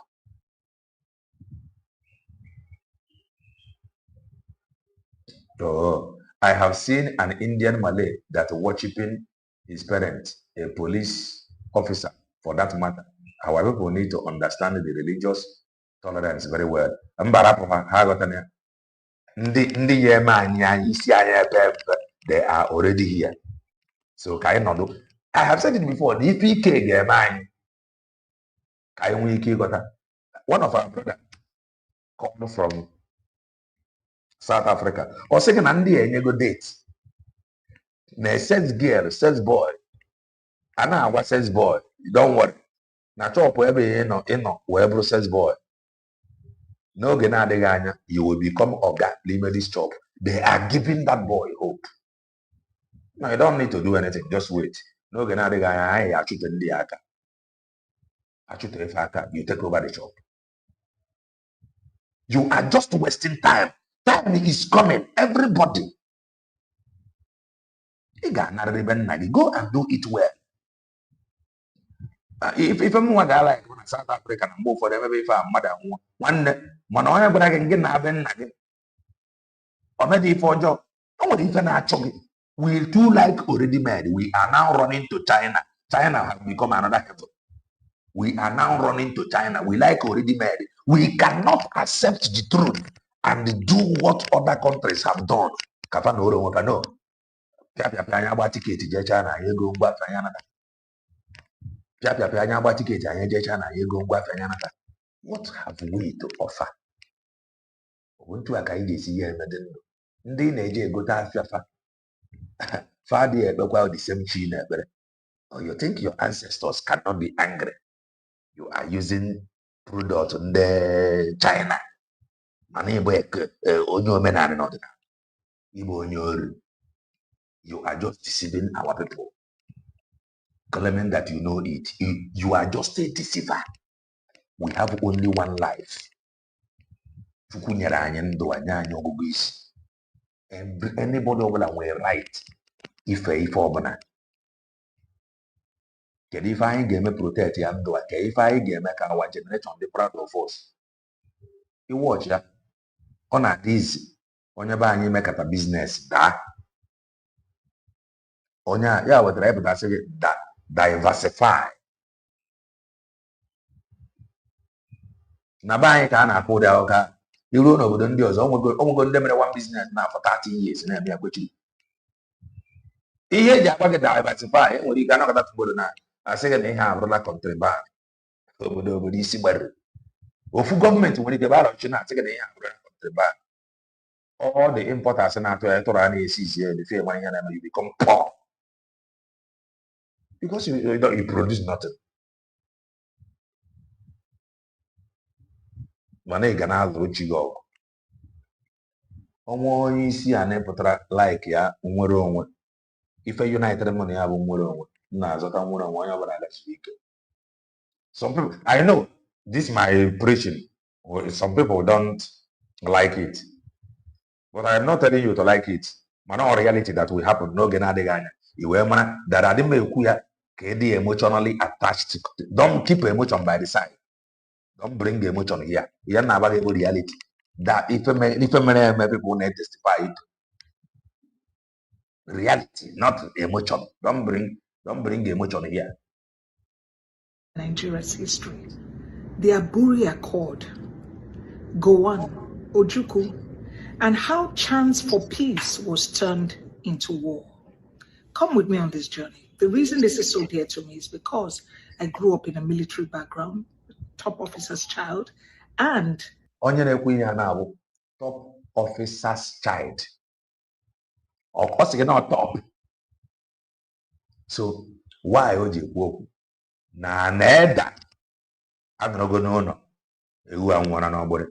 Look at what we Bongolians are going through. Oh, things is not well. Oh, my children are suffering. What do we do? He cannot shout that way because on go. London now, where I'm body or London. Whoever no see on that. Oh, the one on London. Well on a bongo. As a former head of state, you want a gun and your security. Maybe former. So he is already mad. His generation be okay. So if only the na be chonwo fu okwu ase na atoloy. How about other people's generation? Mba. Oh yeah, what the reason now when you get money, you put solar. You don't get money, no solar. Mana government kwesịrị inye anyị ọkụ.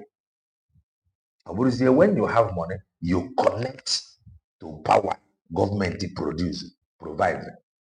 If you don't have money, you don't connect. Then if you find a you need to go and work because enwee n'ọkụ already. Ịrụọ ọrụ jide ego, igoro ọkụ, iyuzuo ọkụ. Ịrụọ ọrụ jide ego, igoro mmiri, iyuzuo mmiri. Ịrụọ ọrụ jide ego, iburu moto. Ịrụọ ọrụ jide ego, irie nri. But no, you must provide everything yourself. And we have elders that is busy lying to their children on a akwụkwọ. Ebe ngodi ya na-eri ibe nne ji eje ego akwụkwọ. Ọ manya mma akwụkwọ ọ na-ede na ma ọ bụ isi Fulani H-men juru n'ime ọfịa everywhere. Ma ọ bụ fa ya eji igoro dị akwụkwọ gọba. Ka ọ bụ Bongolians that is afraid like Fulani H-men ye kidnap fa. Ọ bụ fa bụ ndị ya eji ego akwụkwọ a na-agụ agụ. Ndị mgbu, ndị isi ojii. One who was once a Nigerian attaché to England.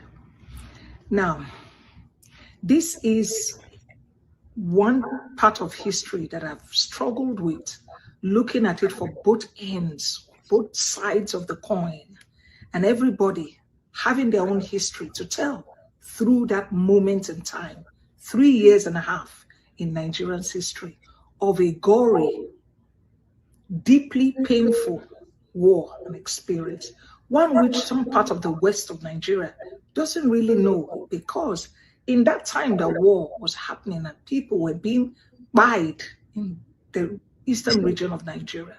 Other parts of Nigeria were... Obodo niile lụrụ ọgụ. Ka na-alụkwa ọgụ. Look at America, those that started from the beginning. America na-eme their Heroes Remembrance Day. Obodo niile, obodo ọbụla dị mma lụrụ ọgụ. O nweghị efe ị chọrọ ime. This freedom self nọdụ ebe a ụbọchị Fulani H-men bata gị aka mgbe aka ị ga-ama na freedom. O nwere ndị na-awọchipụ obodo fa. They are proudly proud of their obodo to the point na they can tell you God bless obodo ya. Obodo fa bụ the only God ọma. Obodo fa bụ the only God ọma. Ya wetara any small thing ọbụla mere n'obodo na-eti mkpu na arụ emekwa n'iro. Anyị ka na-achọ Chukwu nke anyị ji awọchipụ iche. O nwere ndị na-awọchipụ obodo fa.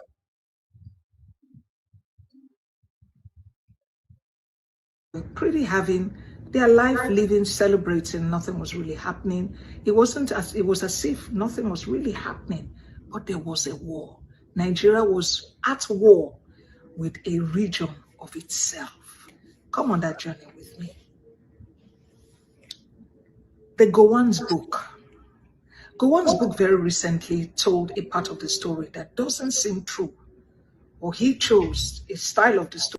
It is no longer Ojukwu talking of Ojukwu ebisie na ndụ ya nwụọ. Onye nke a ka dị ndụ na-ede akwụkwọ bụ okwu asị. Then people na-echeck na balance. Ntu a ka ọ ga-adịkwa. Ka ị nọ na-atụ asị ịtụrụ gbada because of emotion or the reason best known to you. Today, say na Maazị Nnamdi Kanu, you are a slave to him. Tomorrow you become tiger. You are just Daisy. You are just onye okwu asị to gbuo onwe gị.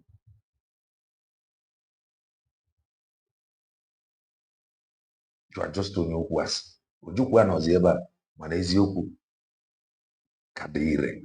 And ndị be anyị adịghị afọ ụmụ ife a. We are our own problem. Anyị si nwere ọdụ Bongolians si nwere ọdụ. Ọnwụnata ka anyị si nwere ọdụ sị na anyị achọghị n'ike obodo Bongo to save life, to save our own lives. Ndị ọcha sị gị mba na ịma mmiri eme.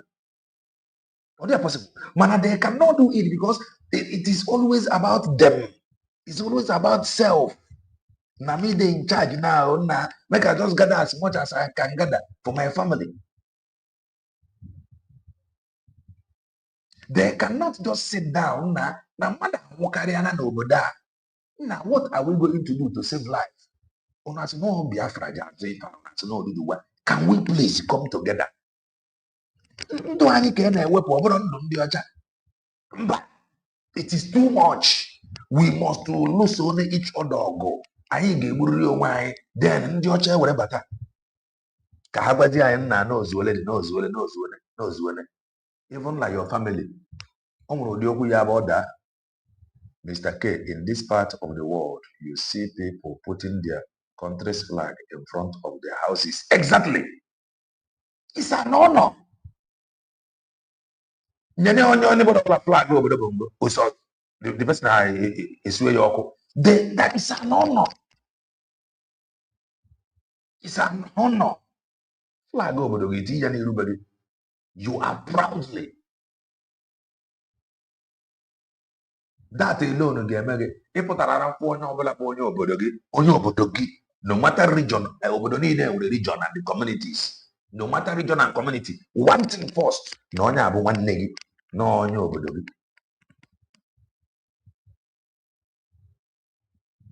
na onye abụ nwanne gị na onye obodo gị. Ọ bụrụ na onye abụ onye okpukperechi mba na onye abụ nwanne gị, anọkọ erie nne. Ịba na klọb, onye ọbụla ya nọ na klọb na-agbalị nkwa, ọ bụrụ ya apụtasịghị di ya nna anyị abụ ọ bụ ife a na-agba ife a ndị be anyị na ndị okpukperechi be anyị na-atakwu. If you go to some countries ebe a na-agba serious club, serious club, ị ga-afụcha ndị isi anị, ndị Oman, ndị Iran, ebe a ndị ifuru na-eme na ha na-ekpe na ha na-akpọrọ isi anị 200 times a day. Ije amụọfa n'ime ụlọ egwu ebe fa na-eweli egwu na klọb. Ịma mmadụ ahụ many of them ifuru na-agacha tọp. Ife na-ebuje fa tọp ka fa rapụ that bondage obodo fa ebe a na-akpọ isi anị ka fa je gbara ngwa n'obodo ndị ọzọ. Ife na pretense. Ịma mmadụ ole ndị Dubai na-alụ ụmụ nwaanyị Eshia. Ụmụ nwaanyị Eshia ya mara mgbe the worst ụlọ ụmụ nwaanyị Eshia fa na-alụ abụọ ndị isi anị. Ịma ụmụ nwoke na ọnụ ndị Tọki na ụmụ nwaanyị ndị Tọki na-aga tọọ ka aga yipụke n'ife ahụ ekechisịrị ka briz kuwefa. Idonnu tiolete ịma bụ obodo ndị ọzọ afụsigo ife ahụ fụrụ, ị na-echiga azụ ha afụsigo ya na-achọ how to move on. Dukat Iran na-alụ ọgụ, some ndị Iran n'obodo ndị ọzọ dị happy na Amerịka batara. Ịnọdụ, let us go to omenala. A na-ekwu okwu gaa n'iru nata political freedom ndụ ị na-akọ. Ije amụọ Turkey, Dubai, Iran, Pakistan, ndị ifuru bụ ndị isi ala ibu ya n'isi. Ije amụọ fa na some Asia country ebe fa na-eweli egwu n'ụlọ egwu. You no go believe say na them. You no go believe. Fa pụta fa eri ego gbaa klọb nwee aṅụrị. Fa nakwa abịa fa were nwayọ zo na-emekwa isi ala na-eme isi ala. So pịa fa bụchata obere ego fa agbapụ ga mee enjoy. Ịnọdụ, a na-ekwu arụrụ ana, ụmụ nwaanyị ndị isi ala na-arụ aja arụrụ ana. Ụmụ nwaanyị ndị isi ala na-arụ aja arụrụ ana. A na-anyakọsịcha ife niile a jee na be nwoke ma nwoke. Then why the pretense? A na-ekonokọcha ife niile a jee ebe enyi fa nwoke bụ onye isi ojii. Some of you amara o nwere ndị isi anị, nwaanyị onye isi anị, yes, Uzbekistan ka ogene ka na-agbaba. O nwere ụmụ nwaanyị ndị isi anị na ịbụ mana bongo ọ dịkwa, ọ ga-anyakọsịcha ife niile a. Enyi ya nwoke abụrụ a Christian guy, fama ntu esi eme iti, ọ nara a na-abịa o nwere ike nyakọrọgodi ihe a ọ nagodi abịa kpọọ dị gaa na fon emepere ya ụzọ ọ naghị na-abịa kpụrụ ọmịkpu emechi ụzọ mgbe ọ ya bụkwa dị gaa eburu ụzọ wọchị ya ọgụ ọwọchị ya n'ụzọ jụọ ihe ọmịpụta kpụrụ ọwakwa ihe a ka ị chọrọ ịrịtọn tu fafụsị gị ahụ na-achọ how to embrace ụwa mgbe ị na-atụ mba echighị azụ mana ọ nwere ndị nọ n'ime ọhịa. Listen to this our sister. Story that he thinks he wants to tell the world. But what does his conscience tell him? It's not what we can judge, it's what only God can truly judge. When he turned 80, I was excited when he said he wanted to talk about the history of Nigeria. I looked forward to it, and I was so disappointed because he had nothing to say. In fact, he really never said anything. And that bothered me because it worried me that what exactly are we hiding? What is the truth that these men? Upon this suffering, the suffering is not yet, the suffering have not dealt with us to the point even right now. Upon this suffering, they are still hiding something. Now, I was wrong. We should, if I were trying to well, why is this elders not talking? This is a the question of the comment.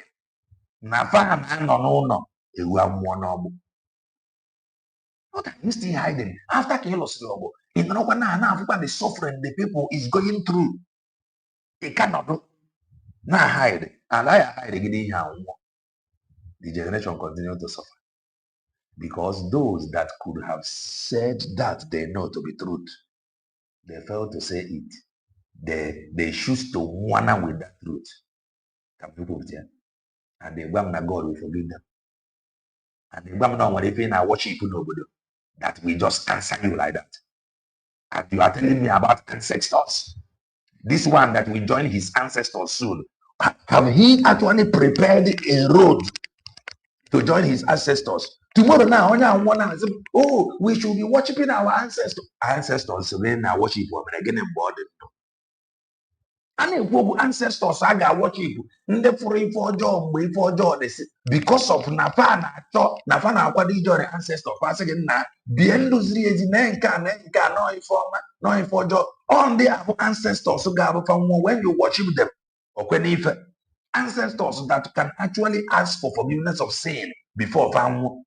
Onye can join our ancestors tomorrow. Tomorrow now, somebody like Elena TV ancestors. So that's all. No. Oh, you are worshiping foreign people. But now that is almost dead. Or prepare his road. Tomorrow on our ancestors, you want me to worship. Come on, me worship who is hiding truth and ready become one with that truth. Kama me worship ya, okani mana me worship onye ọcha ajiri aka ya kpọọ onwe ya ọkụ maka ife ọjọọ a na-eme ndị be anyị. Am I complicating? What are you telling me? I am a preacher of the gospel of redemption. It does not matter where the ancestors come from. If I na-ekwu okwu ya bụ the heart of that very ancestor. O nwere ancestor fụrụ ife ọjọọ a na-eme anyị kpọọ onwe ya ọkụ. Is it not better I worship that ancestor than having this as ancestor in them that refuse to tell me the truth? Are we not thinking? You know the ancestors in river. I rather worship that ancestor that we are because of what I am going through, because of my pain. I rather honor that ancestor than honor this ancestor. Mana, instead of saying the truth that will shaping the future of the next generation, he wanna with that truth. Tomorrow, let our ancestors the ancestors are.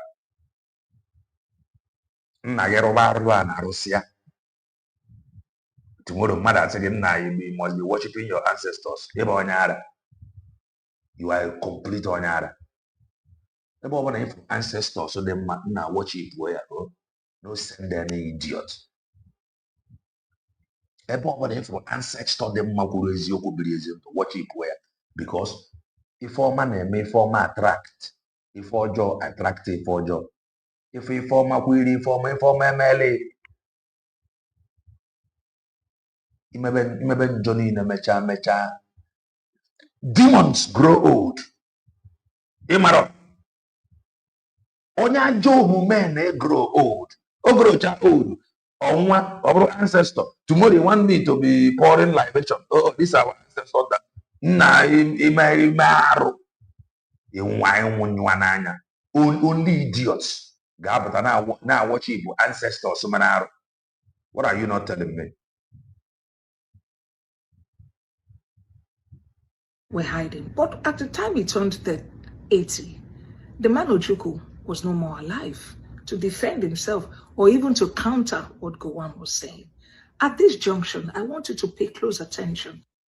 If now, why not? Oge ndị agbagotegoro na age no elders, ndị niile alụrụ ọgụ a, ha bịa nọ na round table and they have honest conversation. Ndị isi ojii, we have serious problem. Some of you are mangota.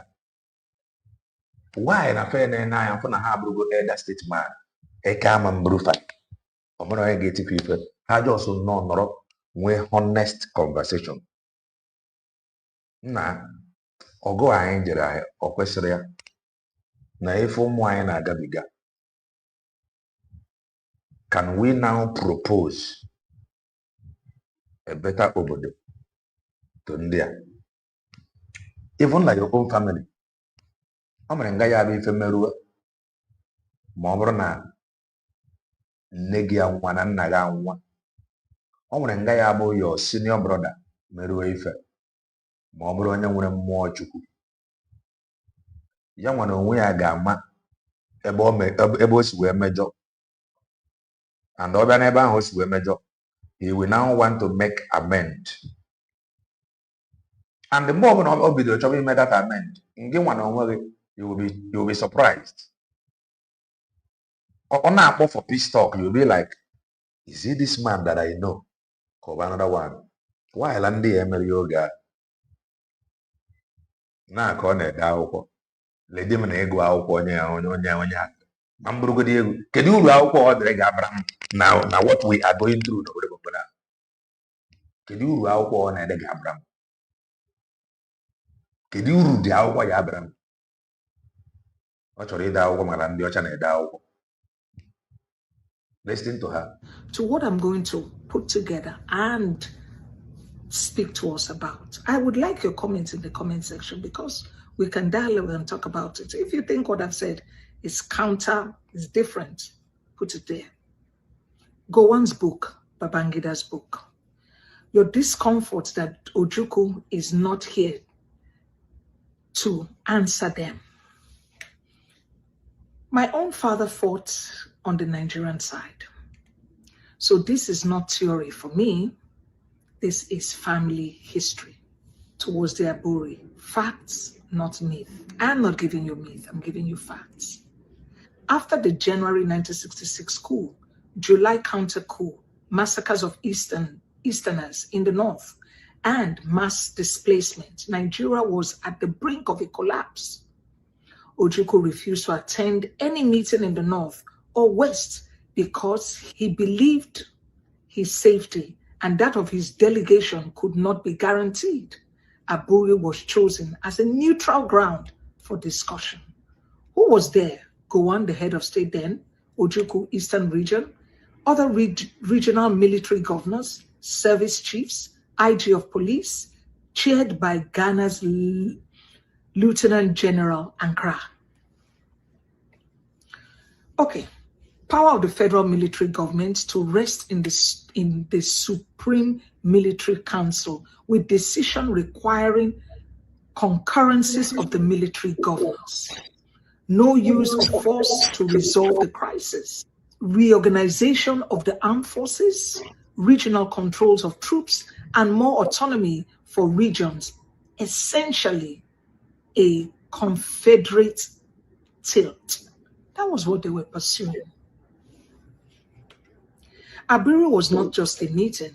it was the last serious attempt to keep Nigeria together by the decentralizing power and rebuilding trust. In his book, Gowon said that he was mad with fever when he got to the Aburi. So he's saying to us that he must have been very sick. And so whatever he signed, his eyes was not clear enough to see it. Does that sound like a cap? It deeply sounds like a cap. And it deeply feels like an abuse and a slap on a region of people.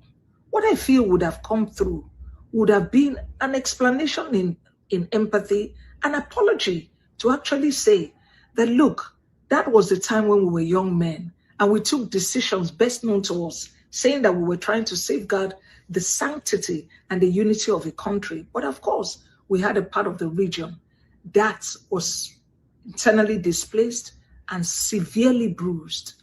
But of course, he's telling us that that word he said by the 1970 to 1971, no vanquish, no victory, no vanquish, or no victory, no victor. He's trying to say to us that that was a statement of joke. Let us try to complete this and see.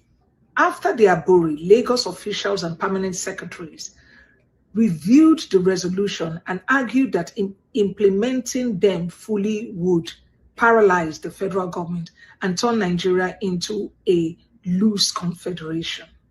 Do you see what these guys were all about? Gowon's government later issued decree number 8, which Ojukwu and many Easterners believed watered down the spirit of Aburi and re-centralized key powers. So it's all about fear, it's all about ego, it's all about what they wanted, what the North wanted, what the powers that were running Lagos as the state capital at that time really wanted, and the idea that they looked at what they had signed in Aburi and how dangerous that could be for their interest. Remember in one of my videos, I said this political elite, it's all about interest. Whether they are wearing uniforms or they pull the uniforms and become head of state into presidency, democratically elected, which we know is never election, it's selection in Nigeria, right? It is all about their interest. To me, Aburi failed not because the words were nuclear, but because the trust was already broken. Ojukwu believed Aburi meant real autonomy. Gowon's team, under pressure from civil servants and power interest in Lagos, pulled back. And when leaders reinterpreted peace agreements after leaving the room, war is not far behind. The Gowon, the Babangida story, half of a history. This is my writing. Watch with me. Gowon and other Northerners, central figures, have over the years given their own accounts. For me, wish it away. Interviews, speeches, now books, framing Aburi as either misunderstood or impractical. That's how they framed it today, because he is now the next person writing his own book. Ojukwu, who published his own side earlier and spoke extensively, is now dead. New books can't be directly challenged by him. Of course, Babangida, of course, waited. In my opinion, these men are smart by heart because history has a very good way of dealing with them. There's something deeply unfair about men who held power, who refused certain compromises, now writing books decades later to explain themselves when the man on the other side of the table is no longer alive to answer them. That is not history. That, for me, is editing history. My father fought on the Nigerian side. He believed he was fighting for one Nigeria, of course, as a military man. But even he would admit, if we are going to tell this story, we must tell it in full. And you know why? When I say my father fought on the side of the army, my father was in Pay and Records, which is now called Finance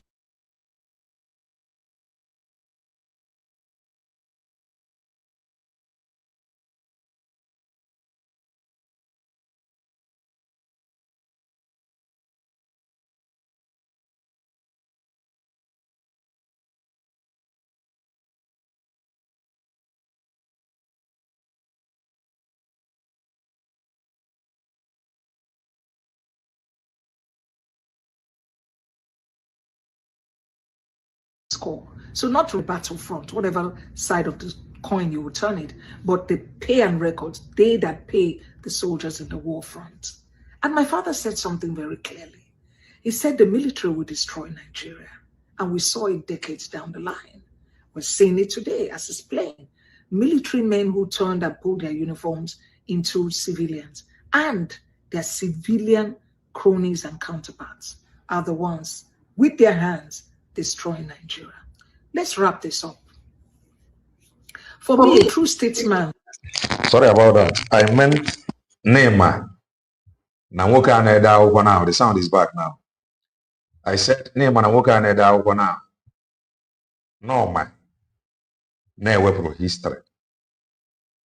Asa na-eda ewepụrụ history. Ka ife o kwuru kemgbe o si wee mara na-ewepụrụ history. Okwu dị okwu. Mana o jere jede akwụkwọ. Akwụkwọ ọ dere ka ndị ga-agụ ya. Ewepụrụ history, ọ nọ mana na-ewepụrụ ya. Okwu dị okwu. O jede akwụkwọ ka ndị ga-agụ akwụkwọ ọ dere. Ndị ewepụrụ history ga-agụ ya. Ntu a kafa dị. Nke ifuru ọ dere ife a na ntu a kafa esi na-echenji the narrative. Ife mara ife na-eme na he present ere gị this narrative na were ya create ya were ya rụọ history bute. Anyị amajuo na-agụ. We continue n'afụfụ because of okwu asị ndị kwesịrị ịgwa anyị eziokwu na-atụrụ anyị. The sound is back now. Sorry about that. Like General Gowon would not just write a book, he would also look the Igbo people in the eye and say, we failed you. We did not protect you. We did not honor Abure. And we are sorry. A very sincere apology. Buna, on whether anybody gonna get hold against you. You don't see apology. You wear the next thing if you rag him. Yeah, but no, ni just like what you see happening in IPOB. Those that claimed, or some people came out, they said that they were deceived. There is sound now. There is sound now. They said that they were deceived into fighting Mazi Ekpa Njoku. And here we're asking, can you please apologize? And they ask, because you know that he was right, and he will always be right. Can you now apologize to him? And the Kejuzie, so that you can carry on or you support. The next thing I know that they have been, some of them have been selected into 100 men. Why they were selected into 100 men? Because they are defending Mazi Nnamdi Kanu on social media. I hope we get justice, my Messiah. Because if they are not encouraged or advised to do the needful, but rendering unreserved apology to Mazi Ekpa Njoku and advised to work with him that he is doing the right thing. Tomorrow, these 100 men that some people have failed to tell the truth, they will still fight Mazi Ekpa Njoku going forward. Mama got even correct here now. These 100 men now must know the truth and they must do the needful, which is apology. Mane oburu na ndị a kwesịrị ịgbafe eziokwu fail. These 100 men will arise to fight Mazi Ekpa Njoku tomorrow because somebody have failed to tell them the truth. That is life. That is life. That is life.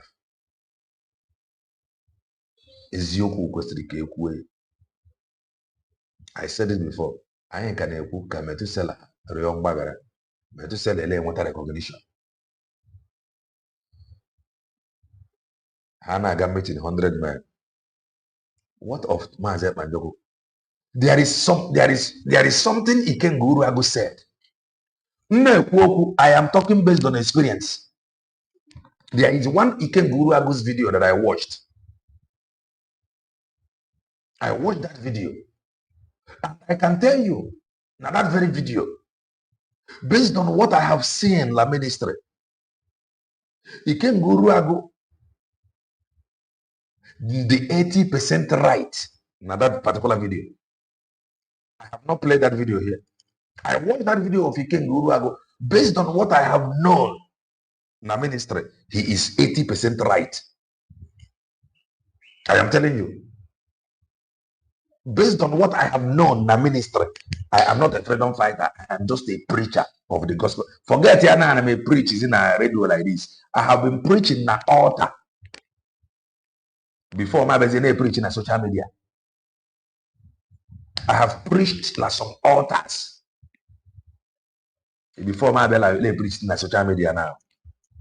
So based on my experience in the ministry, that thing you can Guruagu said he is 80% correct. But some of you who when he got a ministry, you will say that it is a propaganda. But I listened to it. I wind back my experience in the ministry. He is correct, 80% correct. So that is why I tell you, you cannot say everything happening now more propaganda, and you cannot say everything happening now is 100% correct.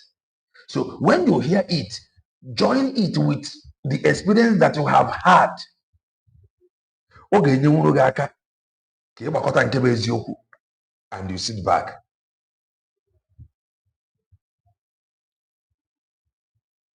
This is what we demand of Gowon. Please ensure that this video goes viral. This is what we demand of Gowon. Not to just write a book, but to say that they failed the Eastern region. To say that... Not just that they failed the Eastern region, see so. Oh man. I wouldn't have failed the Eastern region. They failed humanity. Because Ogoa, I am married and I am but easy lose. Man Ogoa mekwara Bongorians, other regions affect. They failed Obodo Bongo completely. Completely. Fighting in Mercy, because that Obodo Bongo, according to him, that they fought to protect or defend. The Obodo Bongo, the Obodo Bongo is dealing with us. Nobody is happy. That is to say, nobody try that Aburi Accord. I ain't where you can wait for each now. That is the truth. They did not protect the little young Igbo child that was thrown to war, the Igbo pregnant woman that was split in the middle, and to honor the apology, to honor the Aburi Accord, and to say deeply that he's sorry. Not tell us today that the guns were not shot at people, they were shot at Palm Front. To me, it's deep saddening. It's shameful. It tells you that the Nigerian state reflects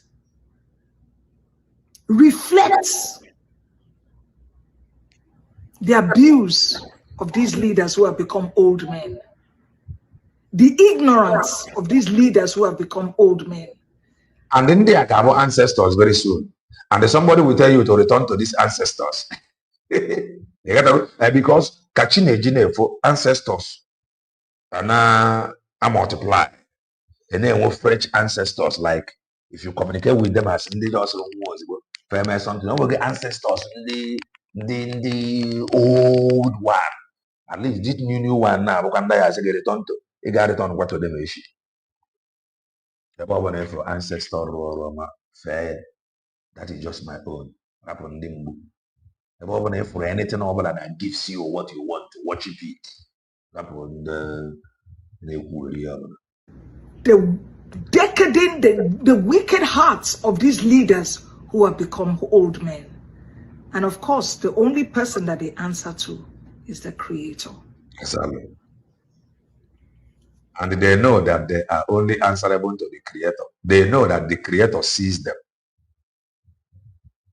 He know that even Ojukwu self will not be happy about him, but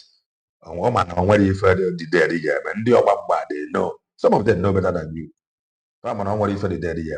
Man, truth. which is God, will stand forever. Aburi was not a misunderstanding. It was a promise that was later edited in Lagos.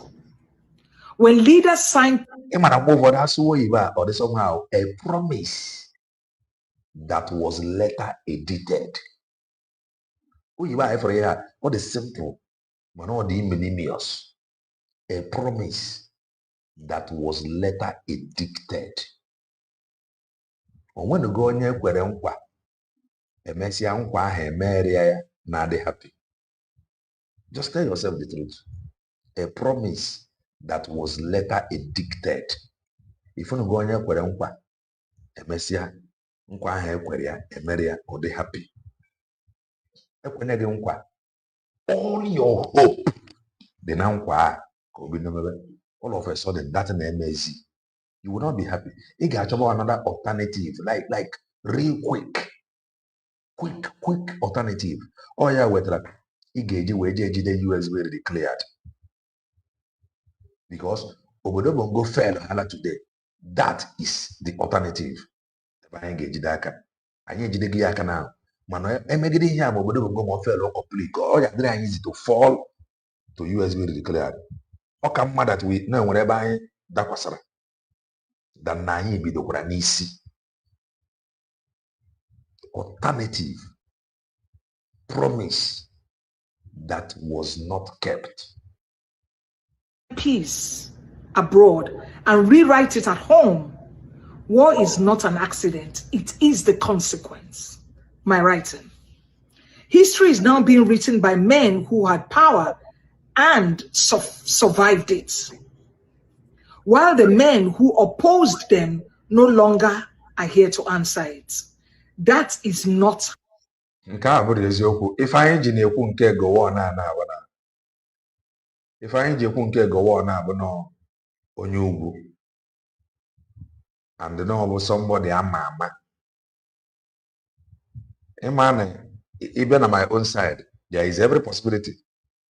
Le when them ancestor. They quite go on now.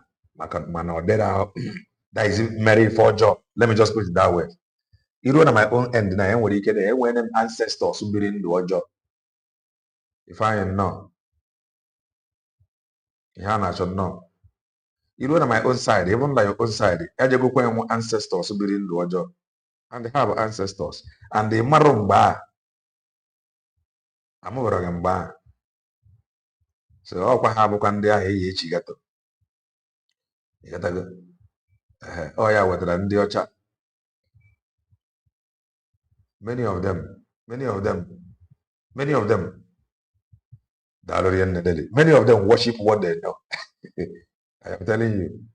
I like to now. Feel on true to Kia speak in tongue. Or whether Nani Amanjiku to go now worship you have an anchor, that is your business. Many of them worship what they know. Like how you reach it. Oh, you never want like you to now. Now we are working over and over happiness. Yeah. Now you are wasting your time. I'm not watching growing youth. Or somebody cast on ya and I worship ancestors. Yeah. Bundu Woji. On I worship reformer based on if I have area. Oh, and then I worship voice based on the an something about the Abia no is here, no is here for number than I was here. Whatever the number by lottery will know, then I worship you. That is your business.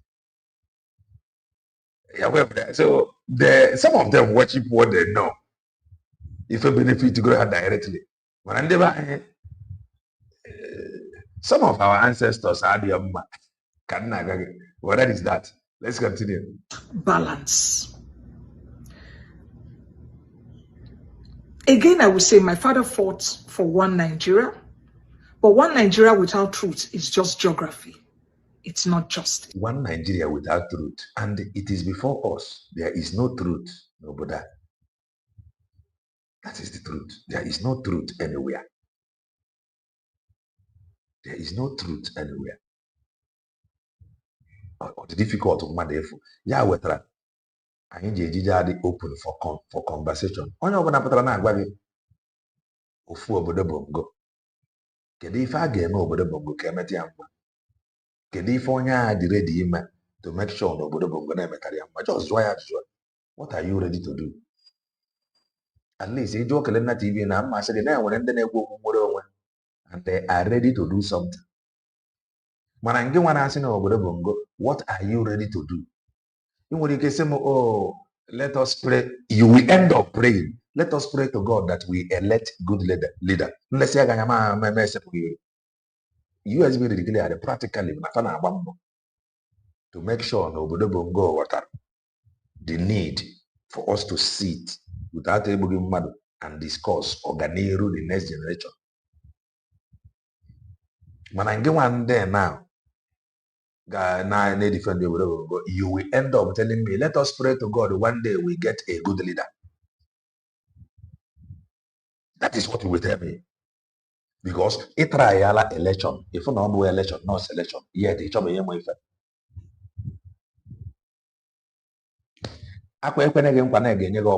In 6 months, and that alone is enough from going with it. Ekwenege nkwa hospital before the hospital. Ekwenege nkwa electoral reform ifubere. Ekwenege nkwa constitutional review ifubere.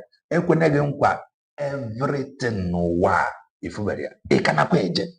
Ọ bụ mgbe eburuzie isi gị iwe for the reality. Atara ya na ife niile ekwere gị na nkwa o nwere nke ifuru. Ịkana kwa agwa m na obodo bongo na ga-eme emete ya mmadụ only thing ị ga-eme na bụ let us pray to God one day na anyị ga-enweta good leader. Ọ bụ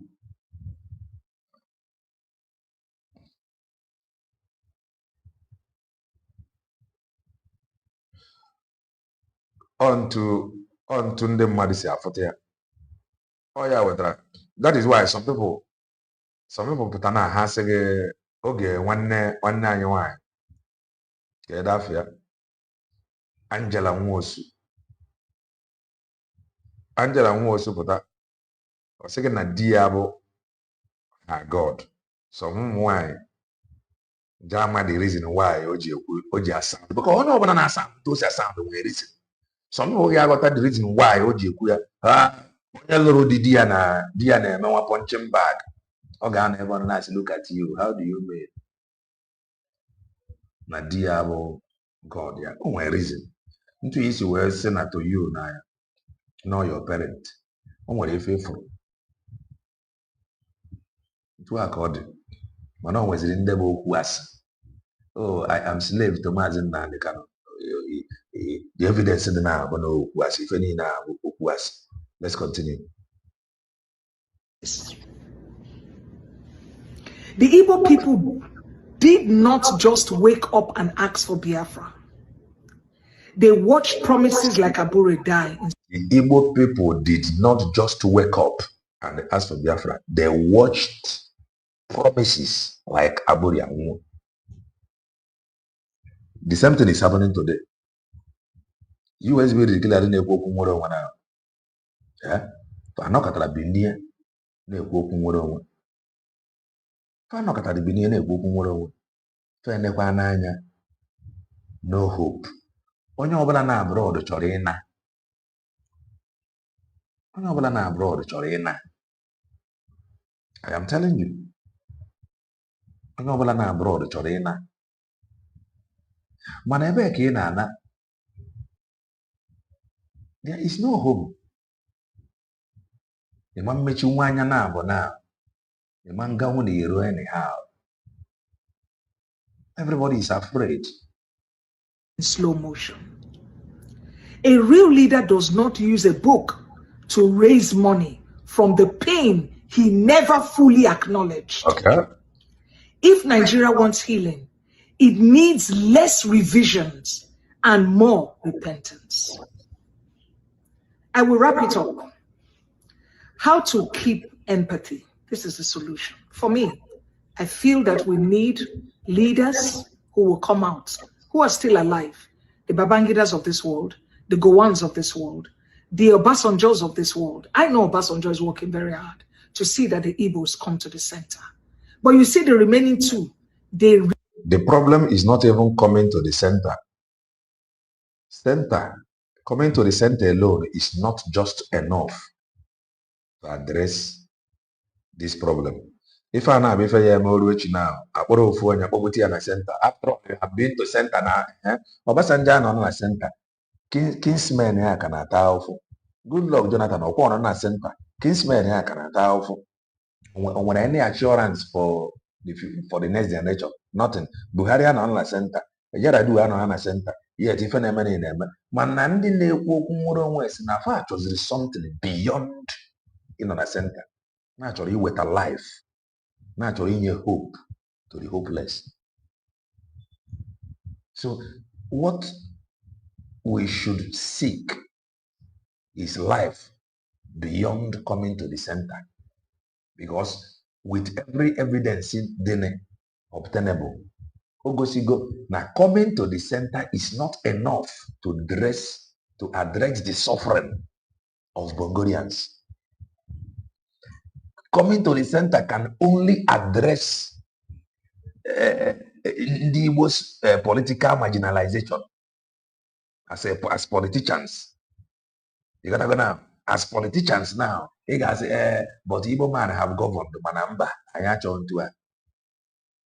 If I ain't trouble, if get weta ndụ to ndị be anyị na-anwụ ọnwụ ike na a na-agbaga na Bongorians adịrị ebizi ndụ ogologo ntu a ka ọ dị saadị Obasanjo ntu a ka ọ dị saadị Yar'Adua saadị Tinubu a na ofu ife a anyị chọziri ife ga-enye ndị be anyị hope daka eji ekwu okwu nwere onwe. So coming to the center can only address political class. And the Igbo people have become president. But we now know better. We now know what we want. Yes. We make a demand that they acknowledge what happened and truly and deeply apologize for what happened. Not because the army doesn't have a code. I believe strongly that the army has a code, but because we are a people. And in order for us to go from the aesthetics of just saying that we are one people, we live it in real form and in truth, then we can hand over a Nigeria that is equitable, that is just, that is fair, and that is balanced. I wrap by saying, all of this, as someone whose own father wore the Nigerian uniform during the war, I honor his service. I honor the dead of all the sides. But honoring them means telling the truth. Aburi was a chance for peace. It was not honored. Honoring ancestors means telling the truth. Honoring them means telling the truth. Are you honoring your own ancestors in lies? No question. Honoring them means telling the truth. It can have truth. And millions pay the price. If we are going to write books today, let them not just defend our decisions, let them also admit our failures. Because without that, the Igbo people and many other peoples will always feel that their own pain was edited out of the Nigerian story. We saw it in Babangida's book. We are seeing it in Gowon's book. Okay. I stand as one who is a tribal defender. I defend all the tribes. Hello, Nigerian.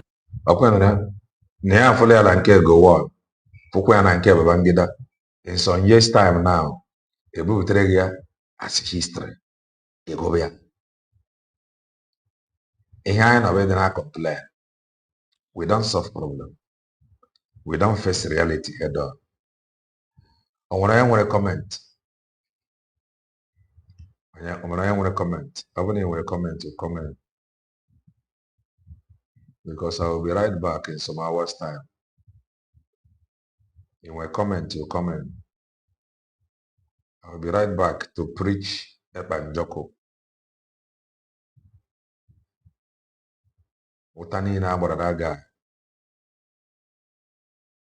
o kwechiri. Amara enwe comment. If you have comment, you comment. 1 minute. Let me draw the curtain. 1 minute. If you have comment, you comment. Ya na Chukwu ya nye anyị wisdom. Mee ka anyị nọgidesi ike n'eziokwu a. You may not like it. Mana eziokwu nna ya nọkwa na 2 hours and Amaka mere Igbo bụ Igbo. Amaka mere all of us of truth. Amaka mere all supporters of truth. Ijebe ije jere naba ya na ọbasi njọ ụkwụ apụ iro. Please do well and touch the like button if you haven't done that. We'll be right back in some hours time. Stay blessed and bye for now.